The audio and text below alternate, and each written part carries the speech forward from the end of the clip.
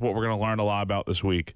When we look at Lenore Sellers specifically, again, he's really been dazzling us with his play these last couple weeks. Dave, if I can get cut number 14 here. This is Dow Loggins yesterday, talking specifically about Lenore Sellers' ability to evade some of these sacks that he's been put in situations with these past couple of weeks. Well, I'm mad at him at the time because Brady's wide open and he should check the ball down right there and we're going to get the same result. We said this before. His legs were going to allow him to develop. All right, so if he could just win in the pocket, then we'd sit back there and drop back and do all that stuff. And, he's going through his progression. He flushes a little bit earlier than what he should have because Brady's coming wide open on the shallow. And when he breaks out to the right, because the protection was pretty good right there, and Rocky did a great job stepping up and stopping the Mike linebacker running through, and I thought we were solid, and he takes off. And now his ability, his strength, his power to get out of those situations allows him to have success as he's developing as a passer as well. So for him, in my mind, I'm sitting there thinking, like, how did we miss that? Don't scramble to your right. Great play. Like in your mind, you're like, at the end of the day, like he has some eraser qualities that we got to keep coaching and navigating through the sticky situations that we can get ourselves into as well. But like that's talent and that's strength and that's mom, dad, and God gave him a gift that way. I imagine there's a lot of that when it comes to young, very talented quarterbacks like Lenore Sellers, where over the course of watching a play, it's like, no. Yes, that was fantastic. No, it definitely is. And look, it's it can be great that he makes these plays, but at the same time, like Dal kind of alluded to, he had Brady Hunt kind of open, and this play didn't need to happen the way it did. But because he has these insane abilities, he can do the things that he does when breaking out of sacks and stuff. You would just like to see him in a few years, hopefully, by the end of his career here at Carolina. He's making the simple plays rather than making things a lot more difficult on himself. Well, while the simple plays and making those reads initially is something that's still coming along, being able to keep that play alive is something that we've seen develop over the course of the entire season. Because, again, the offensive line, we know it is what it is. It's not been great. They've allowed a lot of pressure this season. And earlier on in the season, when the pressure finally got to him, he was going down. And he was going to get sacked or he was going to fumble the ball trying to get away. And he still has a little bit of that problem still. But the fact that he's taken this big step forward, because it's one thing to do it like once against Alabama on that play near the goal line where he flung it to Larvadan, and Larvadan ends up dropping the ball, and it ends up being a missed opportunity there. But he's been doing it routinely these past 3 to 4 weeks. Like, okay, he just has this ability now to do this almost every single time and keep the play alive. That's a part of the progression that we've seen from him so far this year. I ran the numbers for, and again, he didn't play the Akron game, so we don't have exactly a 5-5 split here, but how he played in the first 5 games of the season compared to the last 4 games where, again, they've been on this winning streak. In the first 5 games, he was completing 62% of his passes, had just under 800 yards through the air, 4 touchdowns, 4 interceptions, sacked 20 times over the course of 5 games, with 219 yards and 3 rushing touchdowns as well. Last 4 games, 63%, so about the same completion percentage, 1,110 yards, 10 touchdowns, 1 interception, only been sacked 6 times, about the same rushing yard, 217 with 1 rushing touchdown. It's a night and day difference. Sounds pretty good to me. But you know what else? It's not... I think part of the reason why he's been so much better is not, obviously, it's his progression and stuff. The line is better in front of him. The receivers are getting more open, it seems like. They're blocking better for him on the outside. And Rocket Sanders is looking a lot more like Rocket Sanders. So you put all that together, plus his play has been a lot better.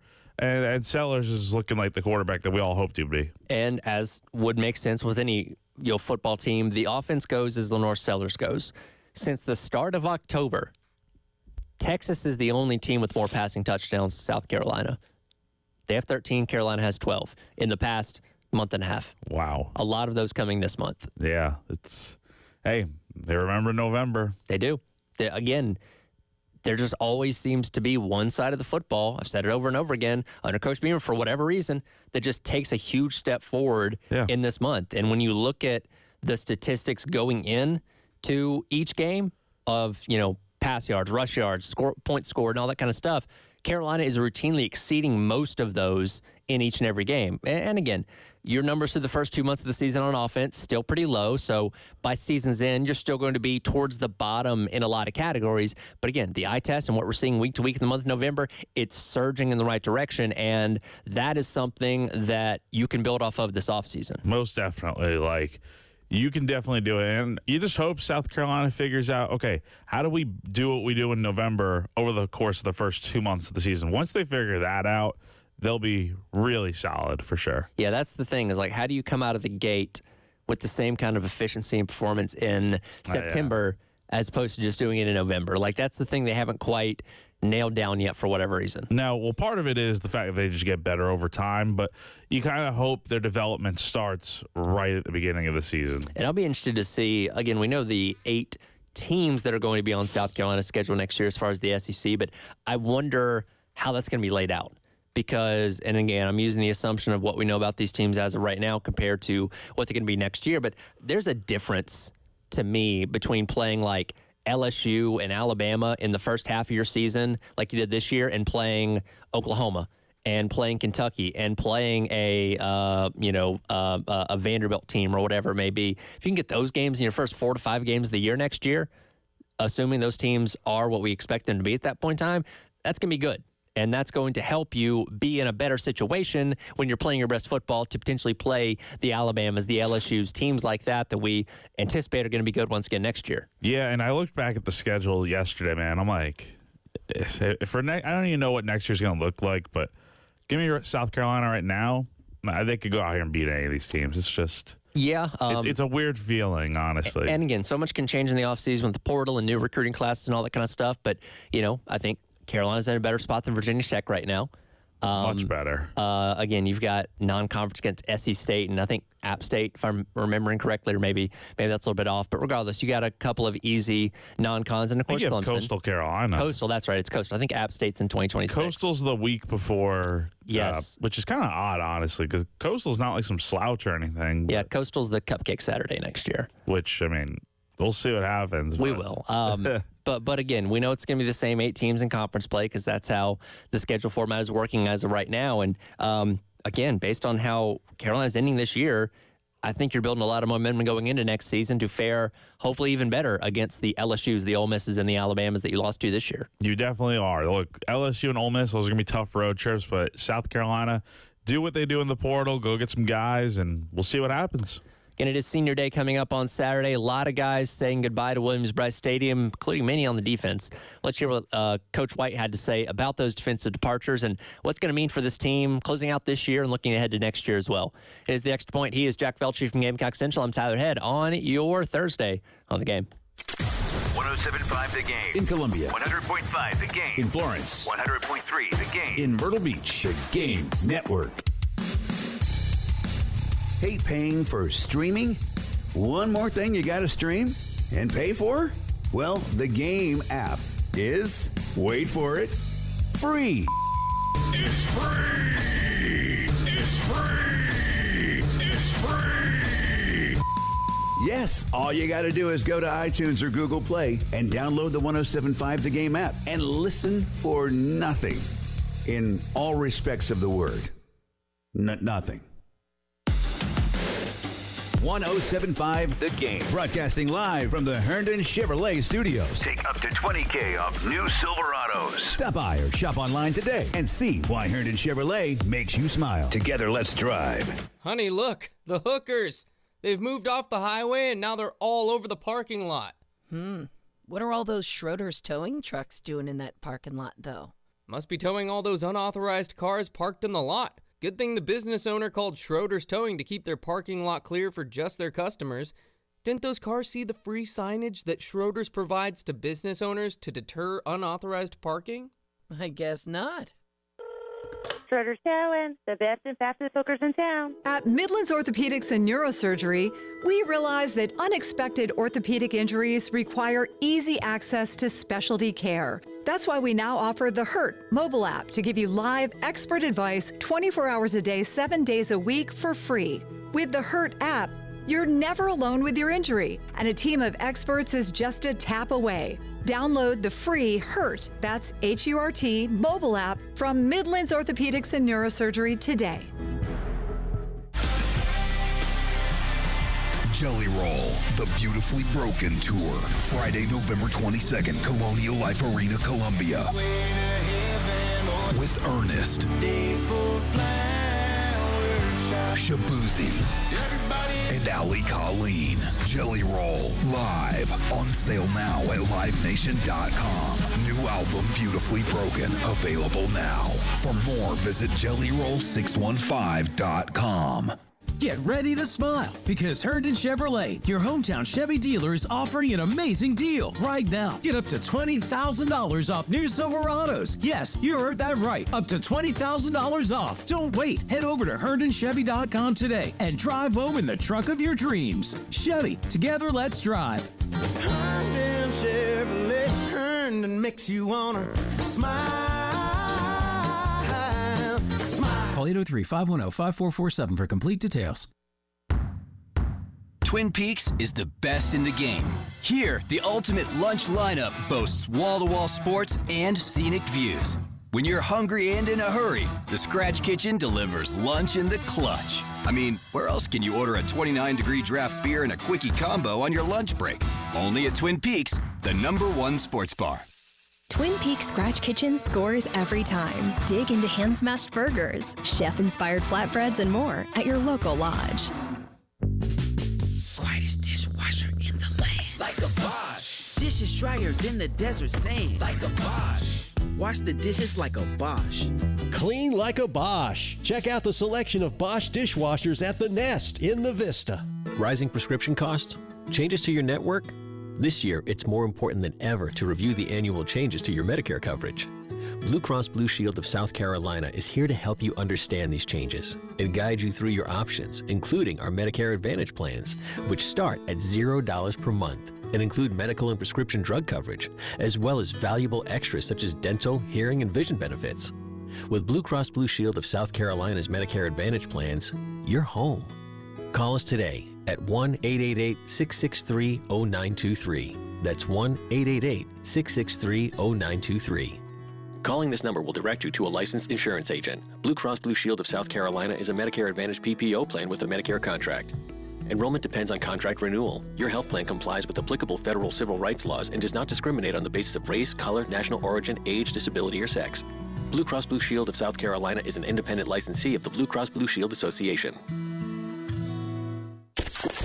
Got something to say? Ring us up on the Love Chevy phone line. At 803-404-6100. 107.5 The Game in Columbia. 100.5 The Game in Florence. 100.3 The Game in Myrtle Beach. The Game Network.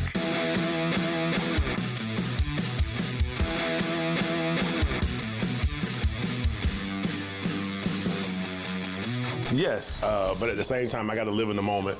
It's not about, what I have to do after the fact, because I can promise you they're not worried about it. So it's not their job to. So, but as a football coach, these years, every year is different. But this is where we are. But my ultimate job is to make sure that those guys are well respected, and I'll let them know how much I appreciate them. Welcome back in. It is the Extra Point Tyler Head and Jack Beltry along with you on your Thursday here on the Game.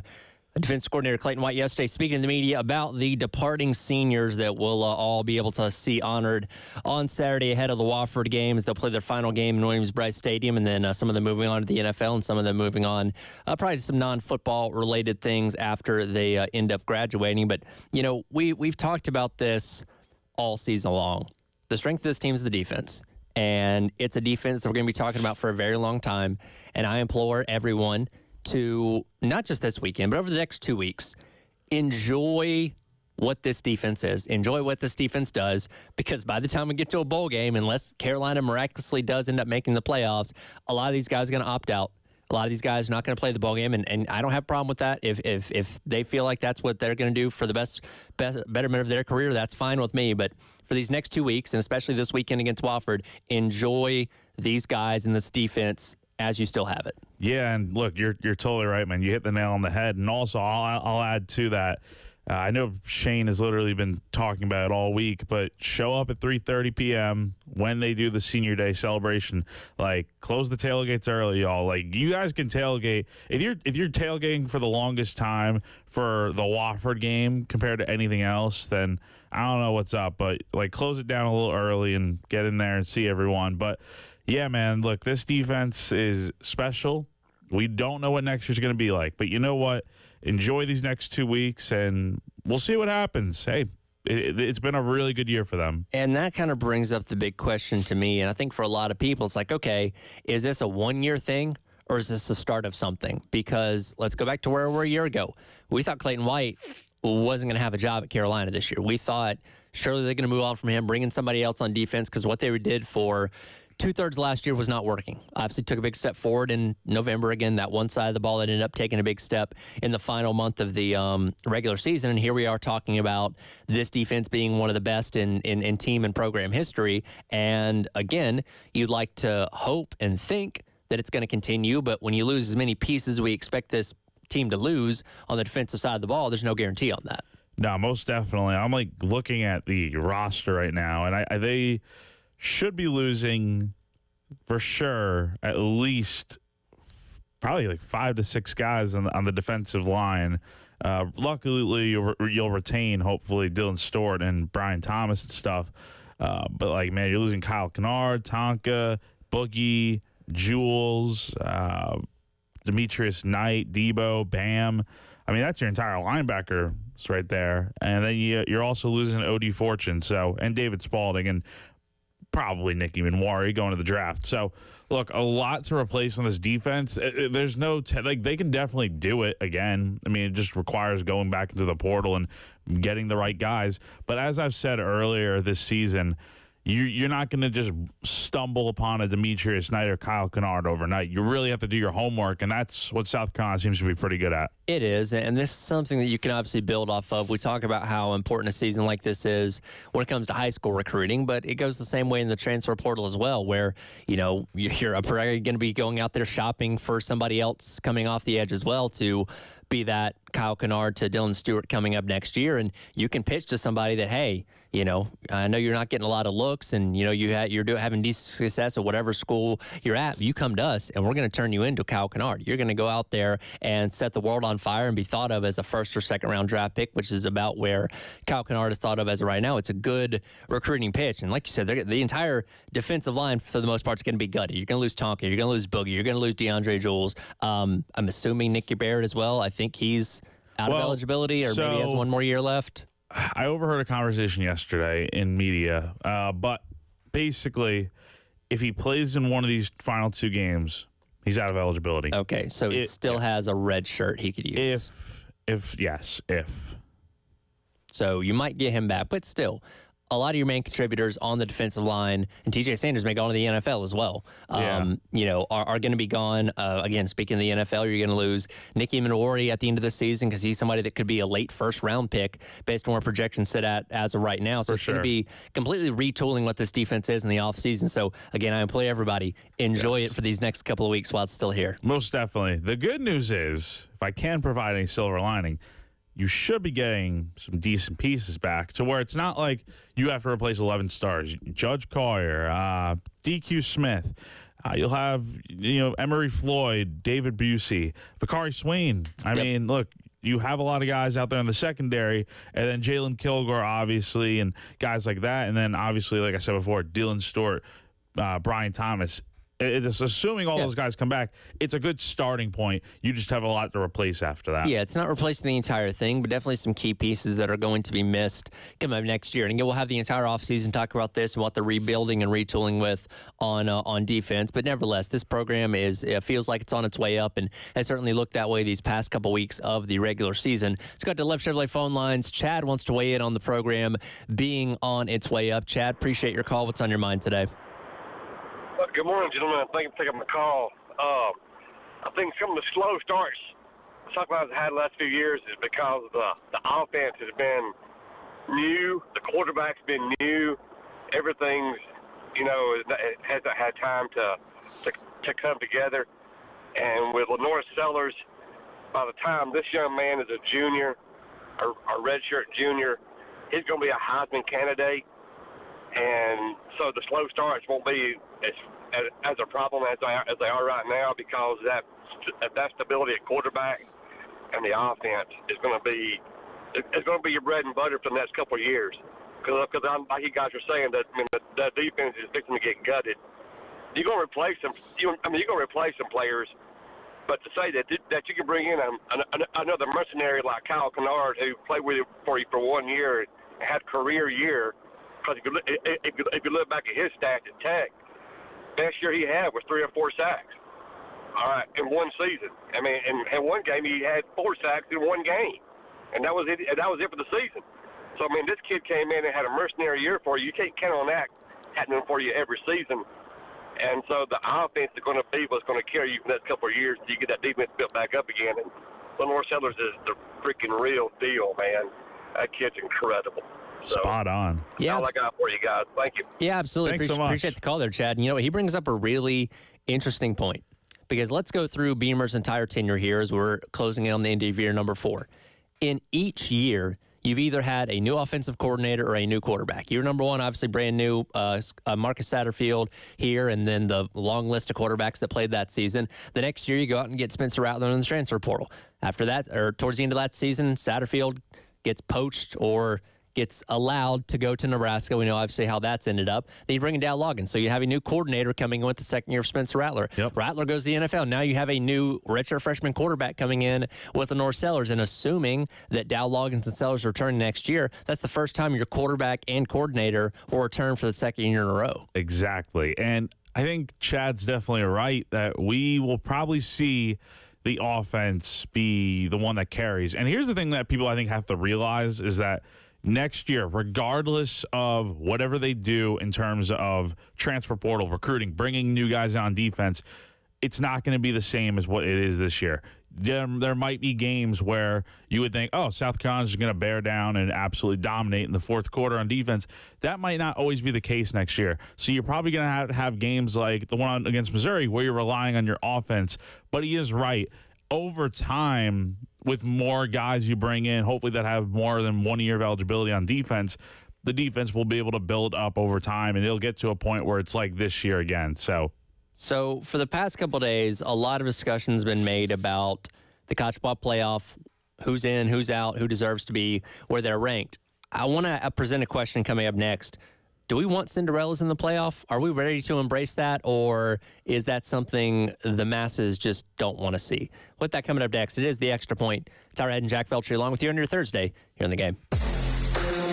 The Game Network in Columbia. 107.5 The Game. In Florence. 100.5 The Game. In Myrtle Beach. 100.3 The Game. We all love streaking. I mean, streaming. Until we have to pay for it. But not when you stream The Game. And how much does it cost? It's free. Just go to iTunes or Google Play and download the 107.5 The Game app. And stream for no charge. And listen for no charge. Fargo, your virtual assistant from Wells Fargo, makes banking faster and easier. Like this. Fargo, what did I spend on groceries last month? And this. Fargo, turn off my debit card. And this. Fargo, what's my checking account routing number? And that's just the beginning. Do you, Fargo? You can in the Wells Fargo mobile app. Learn more at wellsfargo.com/getfargo. Fargo is only available on the smartphone versions of the Wells Fargo mobile app. Wells Fargo Bank N.A., member FDIC. Double the relaxation this Black Friday with Hand & Stone's BOGO gift card sale. Buy one at guest pricing, get one free. Discover relaxation at any of their 3 locations or handandstone.com. Don't miss out on this limited time offer to indulge yourself or someone special. Train heating and cooling systems are tested, retested, engineered, and re-engineered to keep up with you. We run together. Visit traininfo.com to find your local independent train dealer. Traininfo.com. It's hard to stop a train. Families affected by Hurricanes Milton and Helene urgently need support. Help the American Red Cross provide meals and shelter to these families. Donate today to hurricane relief by going to redcross.org or calling 1-800-RED-CROSS. Rascal Flats, Life is a Highway Tour 2025. Friday, March 21st, Bon Secours Wellness Arena, Greenville. the sound of that. Country music's greatest vocal group, Rascal Flatts. I like the sound of Back on the road. With special guests Lauren Elena and Chris Lane. Tickets on sale Friday 10 a.m. at livenation.com. Rascal Flatts Live. Presented by Live Nation.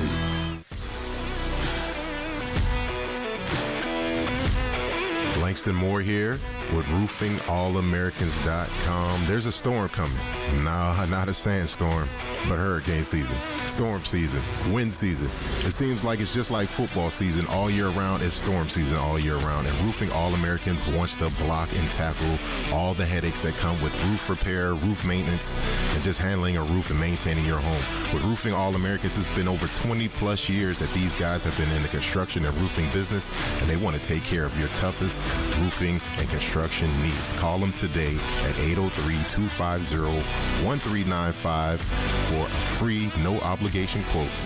That's 803-250-1395 or Roofing All Americans, or check us out on the web at roofingallamericans.com. That's roofingallamericans.com. Prescription products require completion of an online consultation with an independent healthcare provider and are only available if prescribed. Subscription required. Additional restrictions apply. See website for more details and safety information. Is Cialis Daily really better than Viagra? If you like spontaneity, the answer is yes. So when the mood strikes, you're ready to go. I felt like a young man again. My wife is definitely much happier. When you take it, you're ready to go. Does Cialis Daily last longer than Viagra? Guys are raving that their results last even longer. My partner thinks that I am a rock star. Because it is effective, I say I'm on a second honeymoon. It's literally life-changing. Are 30-day sample packs available? You can now access a 30-day sample pack at TryRexMD.com with generics if appropriate.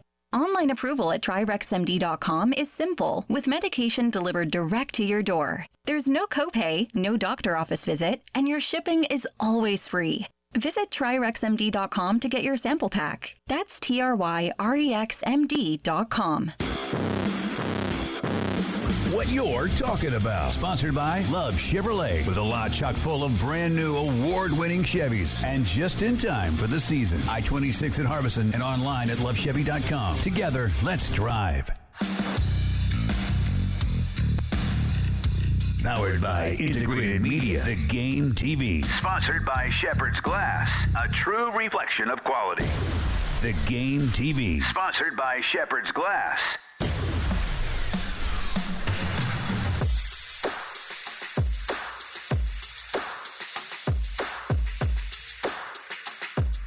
Laying the Wood. Sponsored by Georgia Pacific. Georgia Pacific is now accepting applications. Entry-level and skilled positions available. Great growth potential. Georgia Pacific. Welcome back in. It is the Extra Point. Tyler Head and Jack Belcher along with you on your Thursday here on the game. In the college ball playoff discussion in a second. Quickly, for our Laying the Wood segment brought to you by our friends over at Georgia Pacific. The South Carolina women laid the wood last night on the hardwood, beating beating Clemson 77-45.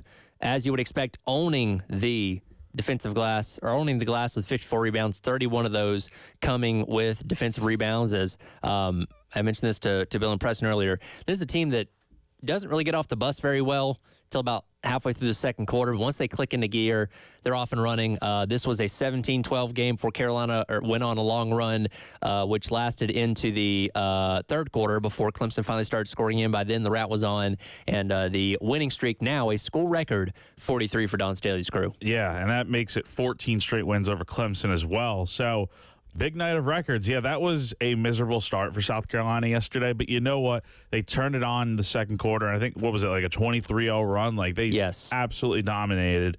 And there's a lot of good from last night. Like, I think the one thing is, look, Raven Johnson hasn't necessarily been off to a good start, and I think it's a little concerning by this point, especially with a huge matchup against UCLA coming up. But I will say, Maddie McDaniel, 7 points, 13 minutes, 3 of 3 from the floor. That is really exciting to see because she's a freshman and stuff.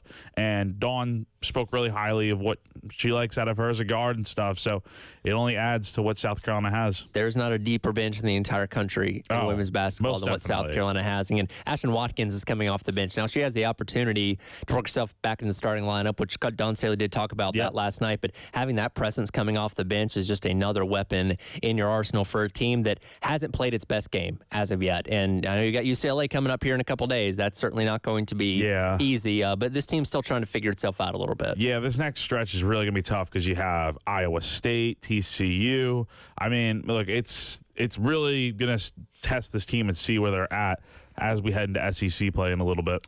But again, school record 43 straight wins, eclipsing the previous record of 42 straight wins. Crazy thing, they've won 85 out of the last 86 games. That is insane. Man. It's wild. And the one loss is what? The Iowa game. Because they had a 42-game win streak going to that point. And now they've had a 43-game win streak since then. That's so crazy, man. What they do is absolutely insane. And look, they're still finding ways to win even when they're not playing their best basketball. Again, picking up the 77-45 win against the streak against Clemson extends out to 14 now. We've talked a lot this week about the college ball playoff. And Indiana has been at the center of that discussion, sitting at number 5, undefeated in the Big Ten, but with a 106 strength of schedule as they get set to take on Ohio State this upcoming weekend. They beat Ohio State. They'll be in the conference championship game at that point in time. All that will resolve itself. If they lose, though, good chance they could potentially fall out of the 12-team playoff field. And it begs the question to me, because as we kind of look at what this field is being projected right now, Indiana, BYU, and Boise State, all in there, all three of those teams seen as inferior to one degree or another compared to everybody else. And it begged the question in my mind, in college football, with an expanded playoff, are we as a general public of fans willing to embrace the Cinderella? And I ask this question based off of how we feel about March Madness, right? We all love March Madness where, you're watching the 5-12 matchup, you're watching the 16 versus 1, and unless it's your team as the higher seed, you're probably cheering for the underdog. You want to see that UMBC. You want to see the Farley Dickinsons and these teams like this pull off wins against teams they have no business beating. Now, as you get later into the tournament, those opinions kind of change a little bit. Let me ask you this question first. How far do you like to see Cinderellas go in the NCAA tournament?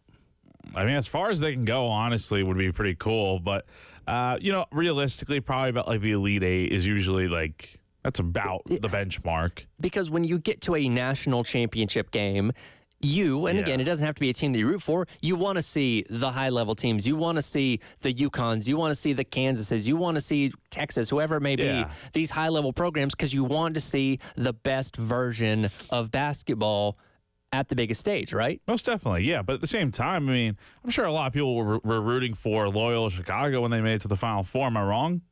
Sure. That's fair. Now, if that was Loyola Chicago and 3 other double-digit seeds in that Final Four, that would be a different story. Because, again, you had a kind of a balance there with, I don't remember who else was in the Final Four with them that particular year, but I do think there was a bit of a balance there where, okay, one Cinderella getting in, not terrible, and obviously didn't end up making the championship game. But it's so interesting on how we are kind of looking at what we expect the college ball playoff to be. Yeah, it's totally different in football, though, I feel like, because, look, I think of it just like, treat it like a random non-conference matchup early in the season, and you kind of expect teams to blow out the underdog, and that's the difference between this sport and college basketball, where college basketball, literally anything can happen. In football, there's more probability that the favorite should win more times than not. And that's very true. And in a 12-team playoff, look, if you get yourself to the semifinals of the championship game, you'll have earned it because you're going to have to go through some tough teams to get there. That being said, football is a sport, single game, obviously, where there's a lot of variables that can happen. You could have a Boise State take on an Alabama and, recover 2 fumbles at the 10-yard line or bring back a pick 6 or block a punt, or crazy things could happen where it's like, well, if they played this game 9 more times, Alabama probably wins all 9 of those, but this one time Boise State got really lucky. You could have a team have a couple games where the ball just bounces their way and suddenly, boom, they're in the national championship game. Easier said than done, but I don't know how well that would be embraced by the larger public of college football because, and this is the reason I asked this question, we've been so inclined with college football forever to look at teams playing for the national championship as the standard of perfection or close to it. Because, and again, we had polls for forever, which was kind of silly in a lot of ways, but we eventually got to the BCS championship, where we matched up 1 and 2, and it was either you had to be undefeated or have 1 loss to play for the national championship. That's right. Then we went to a 14 playoff. Still, same thing. No 2-loss team ever made the 14 playoff, where every team that played for a national championship was at, if not the best team in college football. Now we're expanding that out, where we're going to let in 2-loss teams. Maybe even a Carolina at 3 losses could get in if dominoes continue to fall their way. And if teams like that, and obviously we cheer for Carolina here locally because that's the team that we cheer for and want to represent us in the playoff. But I don't know how well that'd be met nationally if Carolina made it in and suddenly went on to run as a 3-loss team. Well, hold up. People that think South Carolina shouldn't make the playoff because of 3 losses or whatever, like, they are one of the best teams in college football right now, like, in terms of the way they're playing. Now, I have a good comparison for you. Okay. So it's this weekend, actually. Army is going to play Notre Dame at Yankee Stadium. Correct. And the big thing is Notre Dame should probably beat Army pretty handily, right? Because they're a double-digit favorite. And Army does not have the same type of guys in the trenches as a Notre Dame would. Like, they're not going to have 300-pound defensive linemen. So I think that's kind of where you'll see, like, an early comparison of, like, okay, imagine, like, an Army or a smaller school team makes the playoff and they go up against big-time Alabama or Texas or something. You expect the SEC team to win handedly. It's kind of like why, for the longest time, a group of 5 team never made the playoff. Like when UCF was that team for a few years and stuff, and everyone thought they should have gotten in. But then you see Cincinnati get in, and they get smoked by Alabama. And that's a really good point that you brought up because, look, Cincinnati, within that season, they were undefeated. They won the AAC, and that was a year where a lot of other teams had lost in the top 10 that allowed them the opportunity. Nobody's debating if they had earned a spot in there or not. But at the same time, I don't think anybody was looking at it saying, yeah, I think Cincinnati is legitimately one of the best 4 teams in college football. And I don't know how many people were actually cheering for them to beat Alabama in that semifinal game. And guess what? They got run over just as most of us expected them to. It's like, hey, thanks for coming, but this is kind of what we expected was going to happen. Exactly. And I think the CFP committee kind of did themselves a favor last week. I know it's heavily scolded upon, but they left out Florida State last year when they had the quarterback situation. So I think of it like that from the standpoint of, okay, do you really want a 1-loss, let's say, I don't even know, I'm trying to think, like a smaller school in the Power 5 or Power 4 level over a 2-loss team that is like an SEC team or something. You know what I mean? So this would be the case with like in Indiana versus I don't know, let's say a 2-loss Texas or something. Like, who you picking? More times than not, I feel like the committee's probably going to be picking the SEC school. Well, you know what? No matter who they pick, somebody's going to be really upset. And that's always the thing. Even in this 12-team format, you're getting the 13th team out, and if it's South Carolina, you're going to have a lot of upset people regardless. It's just you can't win. Absolutely. Again, we'll see what happens with the playoff committee. Big game coming up this weekend with Indiana and Ohio State. That is the big noon kickoff game coming up Saturday at noon on Fox. Reminder, tomorrow for last home game of the regular season, Columbia Craft Tailgate Show, post-game show with Jay and Elijah from 3 to 6 with Columbia Craft out there on Green Street down in the Vista. We'll come back, wrap up hour number 1 of the Extra Point, talk a little men's basketball as they have another game coming up tonight, taking on Mercer, and what they need to do to set the table for the Fort Myers trip coming up here in a couple days. That's coming up next. Extra Point, Tyler and Jack along with you on your Thursday here on The Game. The Midlands to the PD to the beach. The Game Network. It's back! The Lawyer Lisa Special Teams Contest. Just go to 1075thegame.com and register. The pot starts at $100. Every week it increases $100 if Carolina doesn't score a special teams touchdown. But if the Gamecocks do score a special teams touchdown, you could win the pool. Again, just go to 1075thegame.com and register. It's the Lawyer Lisa Special Teams Contest from 1075 The Game.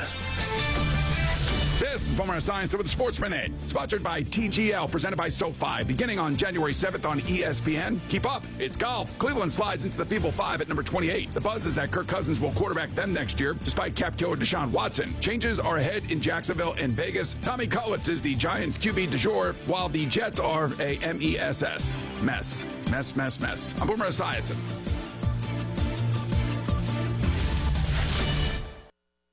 Introducing TGL, presented by SoFi, golf's newest league on ESPN and ESPN+. This isn't your average Sunday pickup game. To learn more, visit tglgolf.com and tune into the inaugural season beginning January 7th. Keep up. It's golf.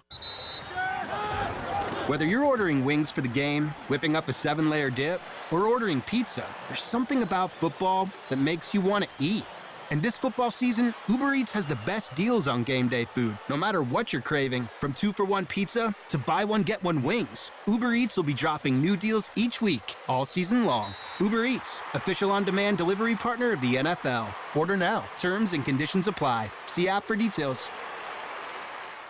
Introducing TGL, presented by SoFi, golf's newest league on ESPN and ESPN+. This isn't your average Sunday pickup game. To learn more, visit tglgolf.com and tune into the inaugural season beginning January 7th. Keep up. It's golf. Alan Kennington, responsible for this ad. Office in 1440 Broad River Road, Columbia, South Carolina. It's called an accident for a reason. It wasn't planned, but it happened. It's not your fault, but somehow you're the one paying. Medical bills, lost wages, and the pain. You need someone on your side to fight for you. With over 85,000 cases resolved and 12 offices across the state, you need South Carolina's largest injury law firm. On your side, you need George Sink now. Get George Sink Law Firm on the line. Call 999-999. Life insurance. Why are you putting it off? Can't afford it? Too much hassle? Think you don't need it? There's lots of excuses for putting off life insurance. But if you weren't there, who would pay the mortgage and other bills? With Ethos, you could be covered in 10 minutes and boom, family protected. Ethos, fast and easy online term life insurance. Up to $2 million in coverage with no medical exam. Some policies as low as $1 a day. Answer a few health questions and get your free quote at getethos.com. That's getethos.com. Hey, can you blow up some balloons for Jack's party? I can't. I'm so congested. You need Sinex Saline from Vicks. Sinex Saline nasal spray? Yeah, just Sinex. Breathe. Sinex Saline instantly clears everyday congestion associated with colds and year-round allergies with a gentle, ultra-fine mist that's no mess and easy to control. Daddy, we need more balloons. On it. Enjoy life's important moments without congestion. Try Sinex Saline from Vicks. Just Sinex. Breathe. Use as directed. No one likes to talk about the injuries, pain, disability, and lost loved ones that result from terrible car and tractor-trailer accidents. I'm Jason Reynolds. At the Samuels Reynolds Law Firm, we're honored to be the lawyers our clients rely on during their toughest moments. And I'm Stephen Samuels. When a work injury disrupts your life, I work hard to get you the medical treatment and workers' compensation you depend on. Samuels Reynolds. True injuries, true lawyers. 803-779-4000.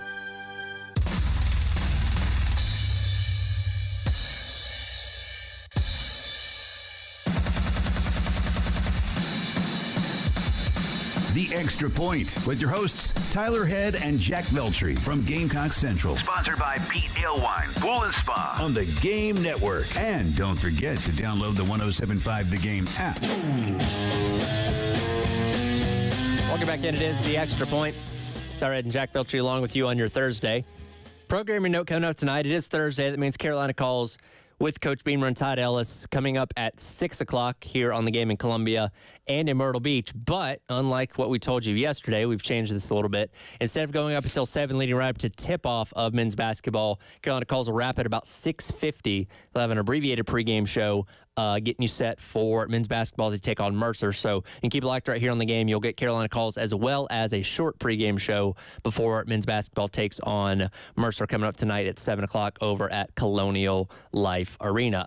This game, again, Mercer's a bad team. The Carolina should win this game, and very much in the same way that the football team looks at Wofford, I view this as a tune-up game for men's basketball. We didn't really get a chance to dive into it earlier on this week because of everything with football, but Carolina got beat by a very good Indiana team. No shame in that. Up at Assembly Hall on Saturday.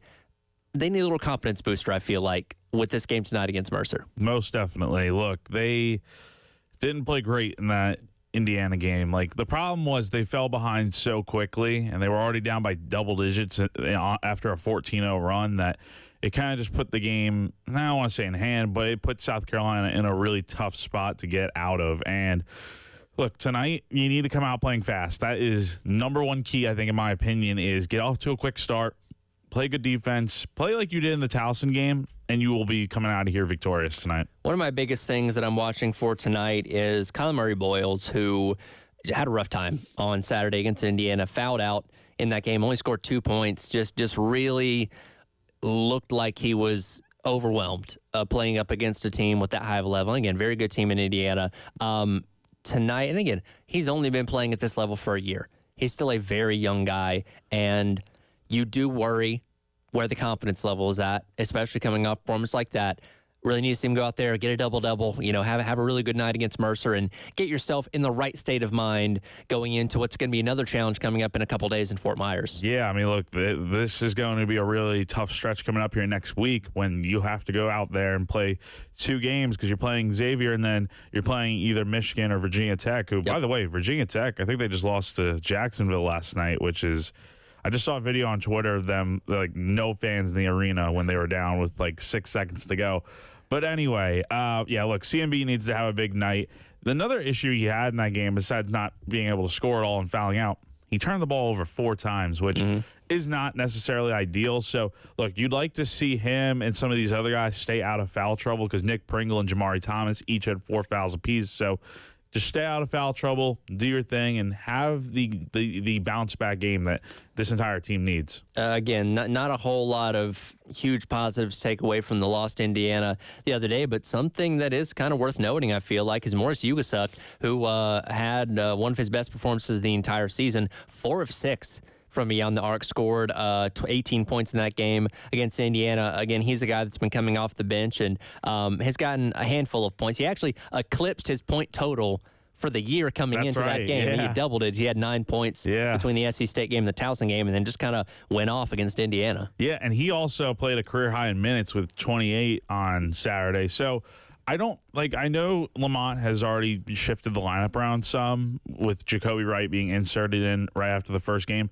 I don't think we'll see Morris starting tonight, but he's such a nice piece to have off the bench. The only thing is, can he be consistent now? Can he go out there? I'm not saying he needs 18 points a game, but can he go out there and at least, show that he can make his shots occasionally when he needs to?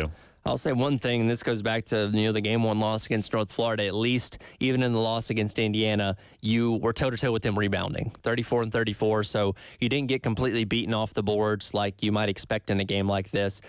So that effort that Coach Paris talked about after the loss to North Florida, it's definitely taken a step in the right direction. Most definitely. And look, you never want to lose to a quad 4 opponent, which that's what it's probably going to end up being for South Carolina when it's all said and done.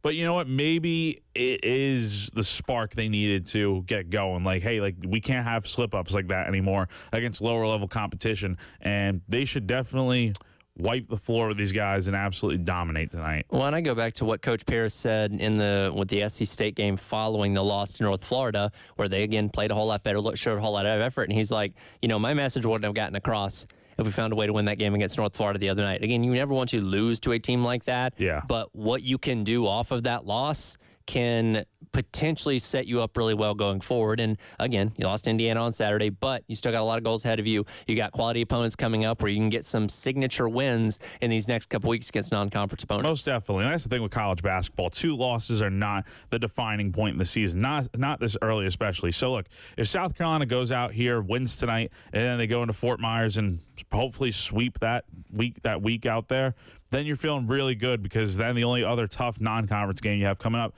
you can argue going to Boston College will be tough, but it's Clemson when they come here on December 17th. Absolutely. So we'll see what happens tonight as they take on the Mercer Bears. Going to tip off at 7 o'clock. Pregame coverage starting immediately following Carolina calls at about 6:50 tonight, all right here on The Game. That'll do it for today's edition of The Extra Point. Coming next, Gamecock Club Hour, presented by Krantz Cooling and Heating. Myself and Wes Mitchell here on The Game.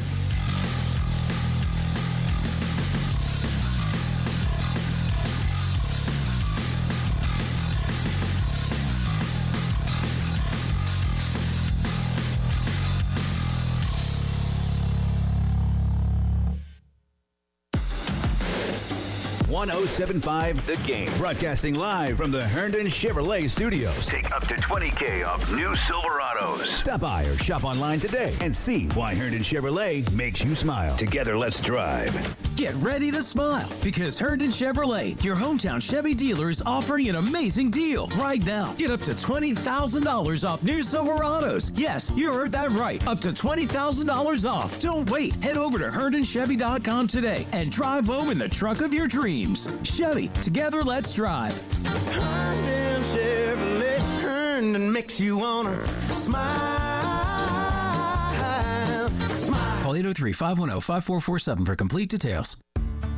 You already know that Palmetto Citizens Federal Credit Union offers truly free checking and great rates on auto loans, but did you know they do mortgages too? Whether you need a first or second mortgage, a home equity line of credit, or a loan for construction, renovation, a lot, or a manufactured home, Palmetto Citizens has you covered.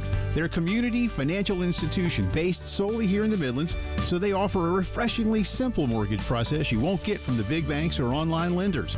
Along with a great rate, the Palmetto Citizens Mortgage Team will work with you to tailor the loan to best fit your needs and budget. Apply for your mortgage today by visiting palmettocitizens.org or stopping by any of their 14 branches across the Midlands. Palmetto Citizens, proudly serving this community since 1936. Equal Housing Lender, NMLS ID number 449962. Approval based on credit worthiness. Certain restrictions may apply.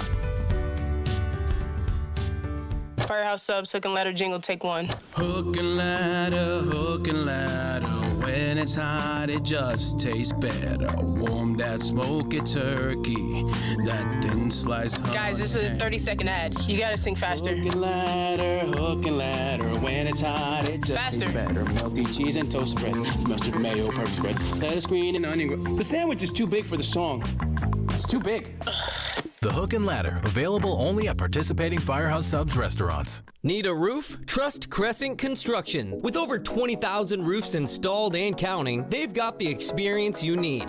They specialize in residential roofing, commercial roofing, and general contracting.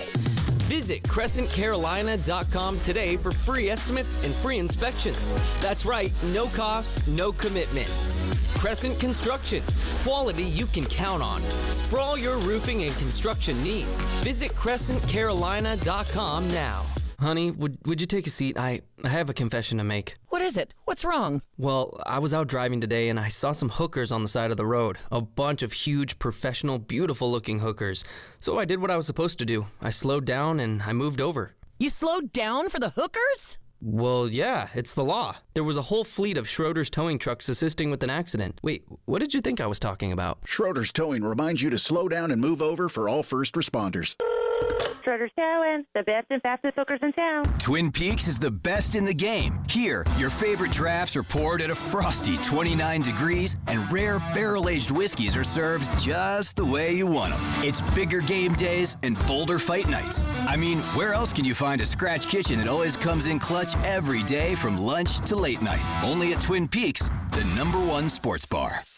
Twin Peaks Scratch Kitchen scores every time. Dig into hand-smashed burgers, chef-inspired flatbreads, and more at your local lodge. Hey, daydreamer. Did we catch you thinking about your dreams? With Wells Fargo Premier, a team can help you plan for them.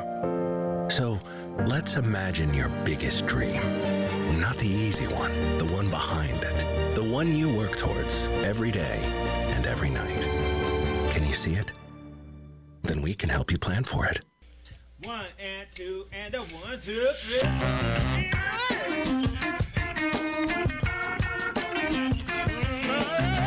10 o'clock on your Thursday morning. Welcome in. It is the Gamecock Club Hour presented by Krantz Cooling and Heating. It's our head in West Metro along with you here, creeping closer to the weekend. And, of course, Carolina getting set to take on Wofford on Saturday, Senior Day. Get a chance to honor a lot of guys playing their final game at Williams-Brice Stadium and send them off to Clemson next weekend to wrap up the regular season as Carolina again sitting 18th in the college football playoff poll. Backups in, let some young guys get out there and play. It's a tune-up game in every sense of the word. Yeah, and I think, like you said, it's not being disrespectful to them, but also it would be somewhat disingenuous to just for us to go on here and completely go coach speak mode, hype them up complete. Now there's been teams that you look at, you're like, this is an FCS team, and you're going, hey, if you don't play well, they'll come beat you. And Old Dominion, obviously not an FCS, but we were looking at them, we were going, well, this program, they made you sweat. Yeah, over the years, like they have you let them hang around, things can happen. And I think, Tyler, too, it matters what your current team is doing. Like for South Carolina, I mean, we all remember, sorry to bring this up, everybody.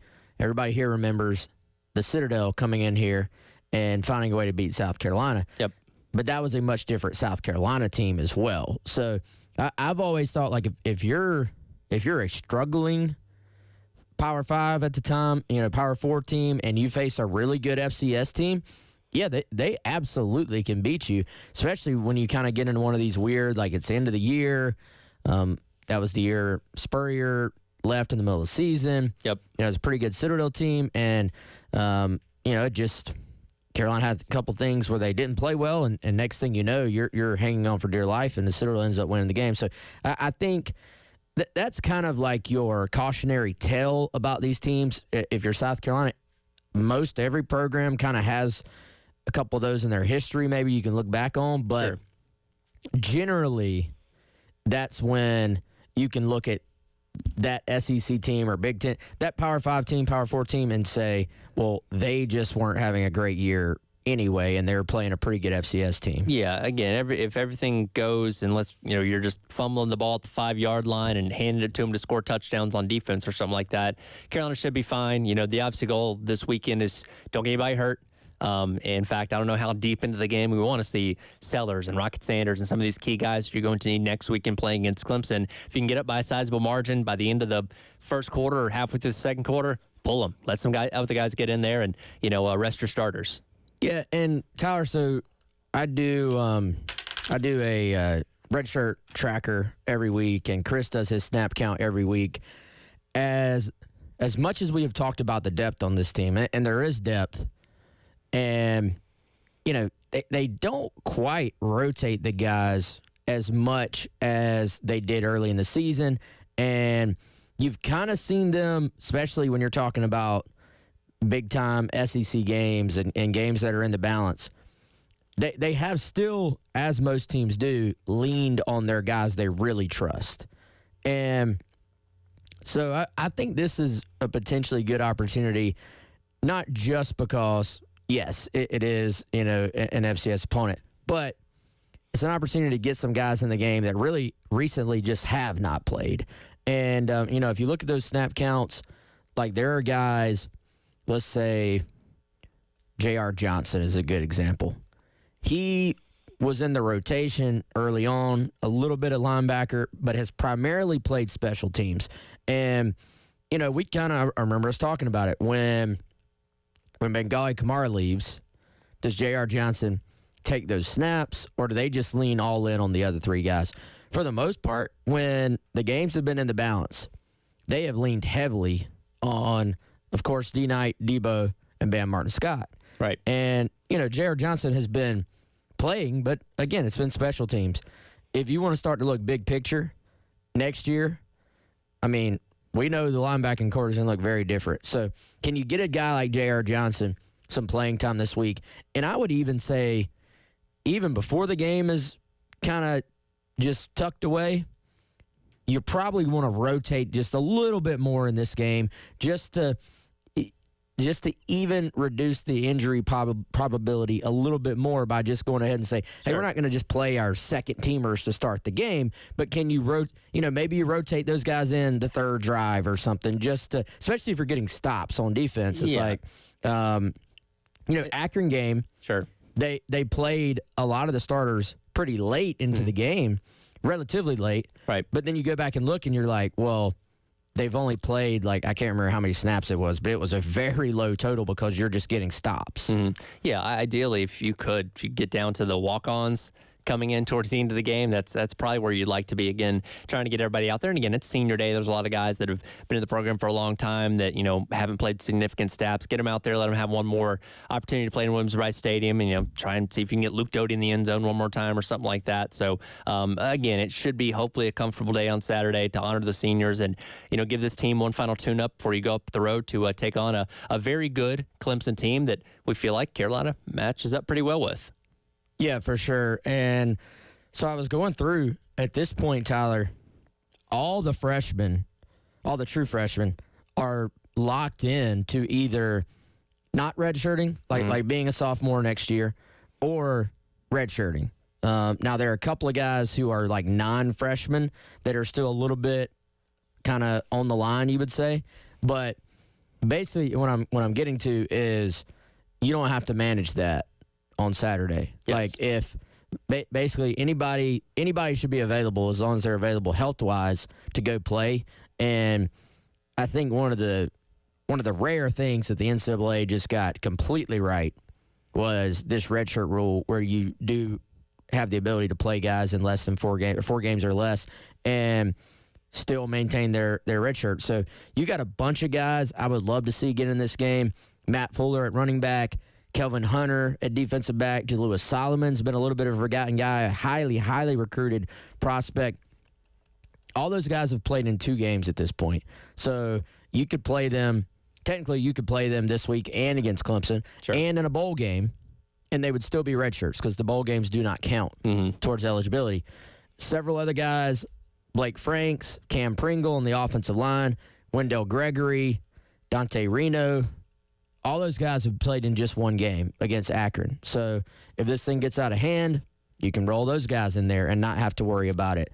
Among the non-freshmen we've been tracking, I would say a couple of the most interesting ones would be Jawan Howell, who by our count has played in 3 games. So he could technically play Saturday, get some time, and then if he didn't play against Clemson, then he could even play in the bowl game, and he would be a redshirt sophomore next year. Came in as a true sophomore. It seems to me, I don't know about y'all, but Tree Babalade, he is now at 4. Which I didn't realize he'd even played in that many games so far this year. Yeah, he's now at 4, which means, he has played well the last 3 halves. He has. You kind of get the sense he's going to play the rest of the way, but we'll see where their heads are at on that. Nick Barrett also in the same boat, but Nick has not played. He's been banged up. He's not played the last 2 games. And we've had this discussion many times this season because Josiah Thompson has had his struggles at left tackle. What has been the reason, or what do you know about what's gone on with Tree this year? Because he's not been on the injury reports. Was it trying to preserve eligibility? Like what was it that until Josiah Thompson got hurt and he had to go out there, kept him off the field so much? Yeah, I think it's a combination of a lot of things, reading between the lines a little bit. He was definitely banged up a bunch in the offseason, I think. So I think that set him back in the spring in terms of, I think you probably circled him like, hey, he played a lot last year. Can he make that big jump this offseason? So he was banged up a ton in the spring, and that set him back. And then, so Josiah pretty much passed him. And then I think they went kind of all in on the continuity aspect of this and just said, hey, can we keep the same 5 guys out there? I also, something I heard way like last year, I heard, and I don't put this as gospel, it's just something kind of I heard that makes sense. I heard Carolina may have wished they had just said, you know what, this is last season. We know how the North Carolina game went. Yep. That they wished, looking back, 2020 vision, that they had just said, you know what, Tree's the best option. We don't care if he's a true freshman. We're just going to roll with him. And as we know, they didn't want to just throw him into that atmosphere, into that environment. They waited, ended up being at Georgia. Sure. But Tree, as a true freshman, held his own last year. He did. So I think with Josiah, they just said, I think in practice he looked like the best guy. And they just said, you know what, we're not going to do what we did last year. And Josiah had spring whereas Tree did not last year. They said, hey, we feel like he's our best option. We're just going to go with him. So I think as time went on, it probably became, well, if Tree's not playing right now, right, it makes no sense not to try to redshirt him. And assuming that Josiah would be the guy at left tackle going forward, because that seems to be the case, what they want to do, where does Tree shake out in the future? And you're going to have a lot of change on the offensive line coming up next year. Where does he slide in if he's not at the left tackle spot? Yeah, I think it's one of those things that's to be determined, but I also think, look at how he played last year. Look at how he's played when he's gotten out there this year. There is definitely a place for Tree Babalade on this offensive line. Like, this is not a guy that I think is going to be squeezed out moving forward, because to me, you got to look at the fact you got to replace a lot of guys for next year because you hit on your transfer portal guys, which, is a good thing, of course, but that now means, hey, they kind of unseated like a Tro Ball, a guy like that. So now you're replacing your starting left guard, your center, and your starting right guard.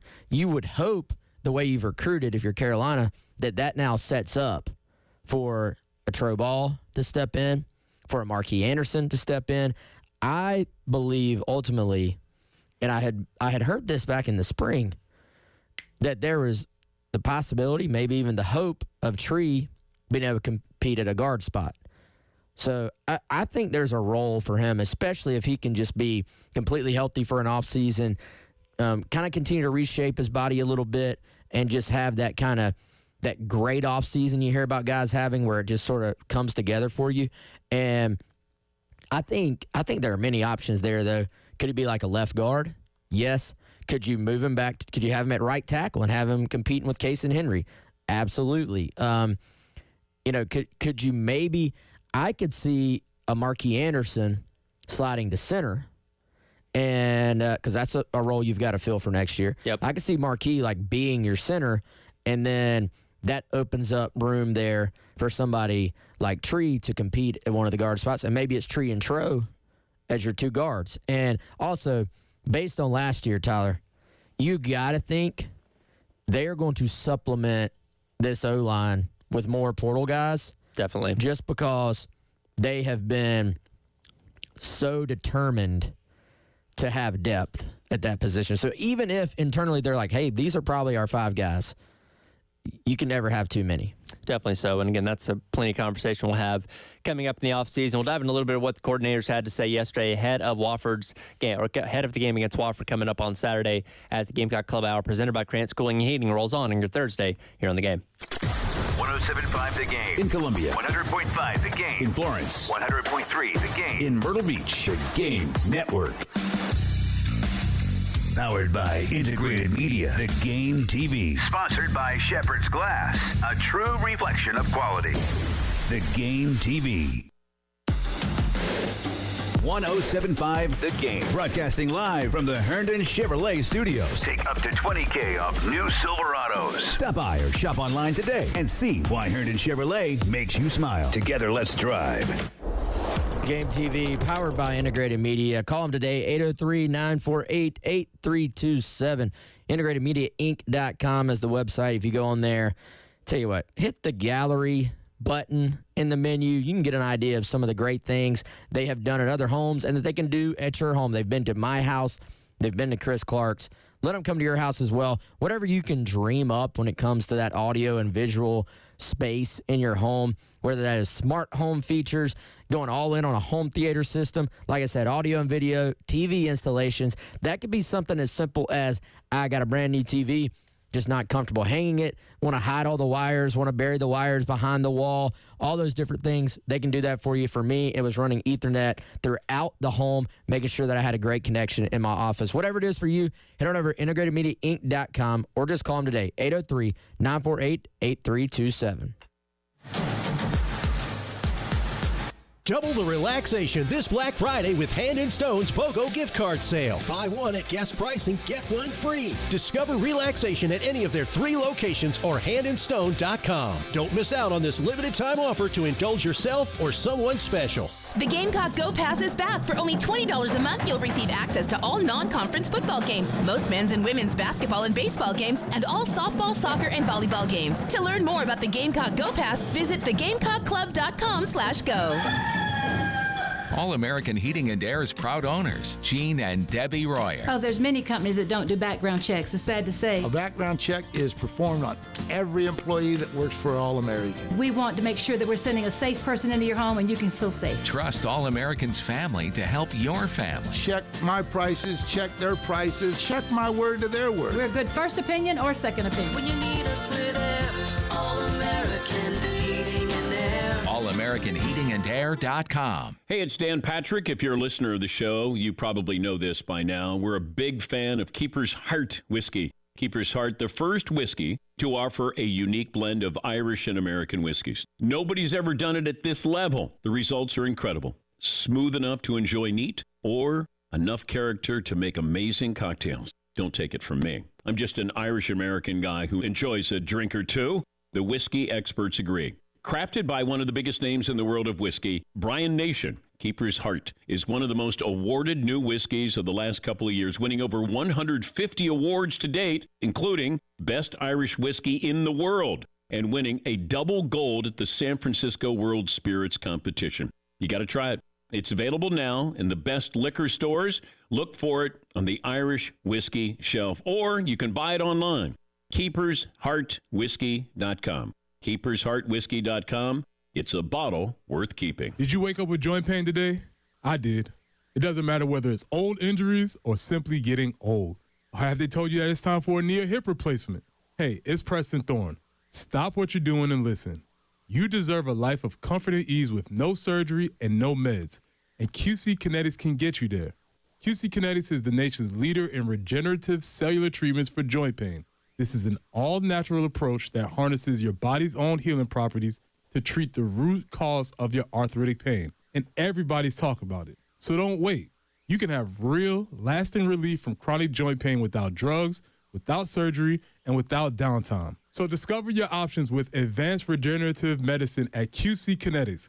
A consultation is absolutely free. Don't forget, you can use those HSA and FSA funds towards your treatment, especially if you have funds that are getting ready to expire. Call 803-281-6860. 803-281-6860.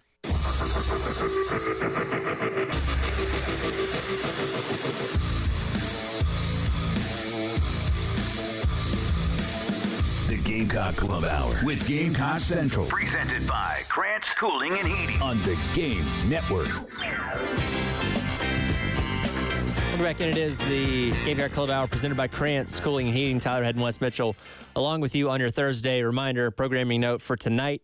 It is Thursday. We do have Carolina calls, Coach Beamer and Todd Ellis. Here in Columbia and in Myrtle Beach, that'll be at 6 o'clock until 6:50 because men's basketball taking on Mercer tonight at 7 o'clock. So pregame coverage, an abbreviated pregame, will start at 6:50, all right here on the game. So just keep it locked here all day long as the men's team looks to get a win coming off of the tough loss to Indiana on the road this past weekend. Coordinators talked yesterday, as they do every Wednesday leading up to games, and Dow Loggins seemed to be in a jovial mood as he went on for 4 minutes on one of these answers, so that tells me he was feeling pretty good about that performance against Missouri over the weekend. Talked a little bit about, this isn't the 4-minute answer, by the way, talked a little bit about the improvements of the wide receiver room that we saw on full display this past weekend against Missouri. Yeah, I've been really proud of how they've worked. And Nick Harbor, go back to, he makes some big plays to catch the ball, but he also draws 2 holding calls. Well, why does he do that? Because he's learned how to practice, and he runs hard at practice every day. And now you get this big guy that makes a couple plays, but now he's running away from people. Well, you get these DBs that want to grab him to slow him down. So to me, it's the development of and learning how to practice. And when you practice the right way, it shows up on game day. So it doesn't surprise you when they make these plays. Like, Nick's still a work in progress, but he's also growing, and he's also doing the things we need to see for him to continue to get better, and because he's working the right way. Told him after the game, like, hey, all that hard work from now till then and dealing with outside noise and expectations, like, we know who you are and you know who you are, and you keep working, and you just keep working, and you keep coming to work every day and just doing the right stuff, and success is going to follow. So I'm happy with the way those guys, I think Coach Frey's done a really good job of teaching these guys how to practice and what it looks like to practice the right way. And it's been a question and a story all season long about this wide receiver room, and there's still nobody in there that you would consider to be at an elite level or playing head and shoulders above everybody else. But when you have, especially with Sellers coming along at the quarterback spot, you can have great days like you had on Saturday where Delvon Campbell, who had not done a whole lot really this entire season leading up to that game, has some pretty key catches during that game. You have Jared Brown taking that screen in for a touchdown. You have, as he mentioned, Nick Harbor, who, again, everybody likes to focus in on, emerging a little bit more and making some of those key plays and drawing penalties, like you said, because he is becoming more of a threat in the pass game. You're seeing it come along, maybe not at the clip we wanted to see it this season, but it's getting there. It is. I was thinking about this earlier, Tyler. Before the season, we had some, I would say, check boxes where you were going, wait, what can this team be? And, early on, you were kind of, one of them was like, hey, will Lenora Sellers look like a redshirt freshman, or will Lenora Sellers look like the Superman that we've kind of started to build him up to be? And it was like, all right, to start the year, yeah, there were obviously those signs of hey, he is a redshirt freshman. But then we've now seen the last month the version of Sellers, maybe even a little more than the version of Sellers people were envisioning at the very beginning. And I started thinking a lot of the things we said needed to happen, those kind of questions for this to be a special year, have kind of happened as the year has progressed. It wasn't immediate, but a lot of those things have happened. And one of the things was, can they just get solid overall receiver play? And that didn't look like somebody emerging and being Leggett. It was more, I would say, I envisioned it a little bit like what we saw this past week. And it was, can you get open from time to time? Can you spread the ball around? If you do have room to run, can you make something happen? And we saw that from Delvon. Lots of missed tackles from that Missouri secondary against Carolina's receivers. I think you credit the receivers for that. Jared Brown, which I hate to, I know Beamer said he's actually banged up again. I thought he looked as healthy and explosive at moments in that game as he has all year. And so, but that, what we saw from Jared Brown on Saturday was really what people hoped they would see from Jared Brown for the, when Carolina signed him, when Carolina landed him out of the transfer portal. Well, so that was kind of one of the plays that he made a lot at Coastal was get the ball into his hands, on a short throw and let him do the rest with his feet, which we did on Saturday. Yeah, he did. And, Delvon for a kind of just bigger outside receiver, tall, runs a little bit stiff, but I mean, the dude can actually fly. And so you kind of saw, get him in space, he'll go make a play for you. And then, of course, I think the emergence of Josh Simon, who really, if you look back, played well last year. This is not a guy who just came out of nowhere. This is a guy we all talked about as being a key factor in this offense. But he's taken his game, I would say, to a completely different level this year as well. And I think that has helped that receiving core. Obviously, Mazio, as a true freshman, has been solid all year long and been a reliable target for you. So you're kind of seeing it come together. I still, interestingly enough, here we are, 10 games in, going on 11. You're still all right, what's the best 3 to have out there with the game on the line? It's still not a easy answer. Sure. I think. Well, and, we knew, again, going back to the offseason, how big of a question this was. Just looking at Saturday's game against Missouri, only one wide receiver that made a catch on Saturday was on this team last year, and that was Nick Harbor. So, again, you have an entirely new room of guys coming from all over the place, in addition to guys like Mazio Bennett coming in as true freshmen, as we've seen them, have various, pockets of success this year. But I think about, you're going to lose Campbell and likely, I think, Larvadain as well. Both those guys are 1 year's guys that'll move on. But Brown's coming back for another year. Again, Nick Harbor coming back for his 3rd year. We've seen Dre Jacobs, obviously make some plays this year. Obviously, what Mazio Bennett's done, a lot of hype around DeBron Gatling and what he's going to be. So this is an opportunity, assuming these guys stay around, that you have to build on what this room can be next year, which is hopefully even better. Yeah, and I wonder, all those guys a year older, plus, and I promise I'm not trying to keep making this show about the future and transfer portal and all that, but people are already talking about it because they're interested in it. I think if you could add and you've got a great group of freshmen coming in, I don't think individually you put the expectations on all those guys. Oh, you got to play early. You got to play early. but there's enough talent in that freshman class. You can probably say as a group, hey, one of these guys will be ready to help you right out the bat. So there's another guy that's in the rotation that is pushing for playing time, way too far from that to actually pick out what it's going to look like. But if you could add, especially with people starting to talk about Sellers nationally as a quarterback, I feel like they're just one, true, what if you just added a dynamic, X receiver, a 6'2", outside, I'm a dominant guy who can beat man coverage. All of a sudden, you're putting that guy around that other group. What has been a question mark all year becomes a great receiving core, I think. And that's a good point that you bring up. And I go back to Beamer's presser on Tuesday where, he mentioned, didn't say him by name, but we assumed he was talking about Juice Wells, who looked at the quarterback situation and said, I don't know what this guy's going to be. I want to go somewhere that's more of a sure thing. Obviously, he ended up at Ole Miss with Jackson Dart. But yeah, Lenore Sellers, and I'll bring up some more stats a little bit later on the takeover hour, but he has the second most touchdown passes in the last 2 months in the SEC, only behind Quinn Ewers at Texas. He is surging at the right time as we close out the season. So yes, it's a different story going into this offseason compared to, hey, this guy's a redshirt freshman that played a handful of snaps last year that we don't know exactly what it's going to be. Had high hopes for him, but you couldn't sell that to people as a sure thing just yet. Now you can. So like you said, that X wide receiver, whoever they may be out there looking for a one-year place to go to try and prove themselves to play at the NFL level, Lenore Sellers can be that quarterback for them. And now Lenore's is a national story. So what receivers, some of the transfer portal is, yes, about mining that thing, paying attention to who's in, finding the D Knights of the world who maybe just aren't as well known, but hey, we love this guy on film. He can come in and play linebacker here.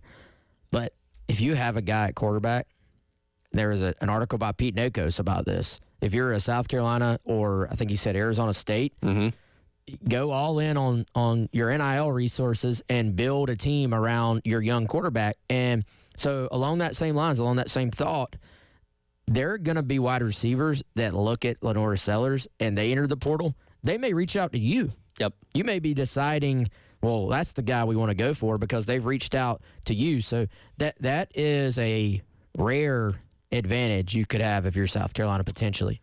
Former South Carolina assistant making some headlines, and we'll discuss what might be the best stories in college football so far in 2024. That's coming up next. Gamecock Club Hour presented by Krantz Cooling and Heating on your Thursday on The Game. The Game Network in Columbia. 107.5 The Game. In Florence. 100.5 The Game. In Myrtle Beach. 100.3 The Game.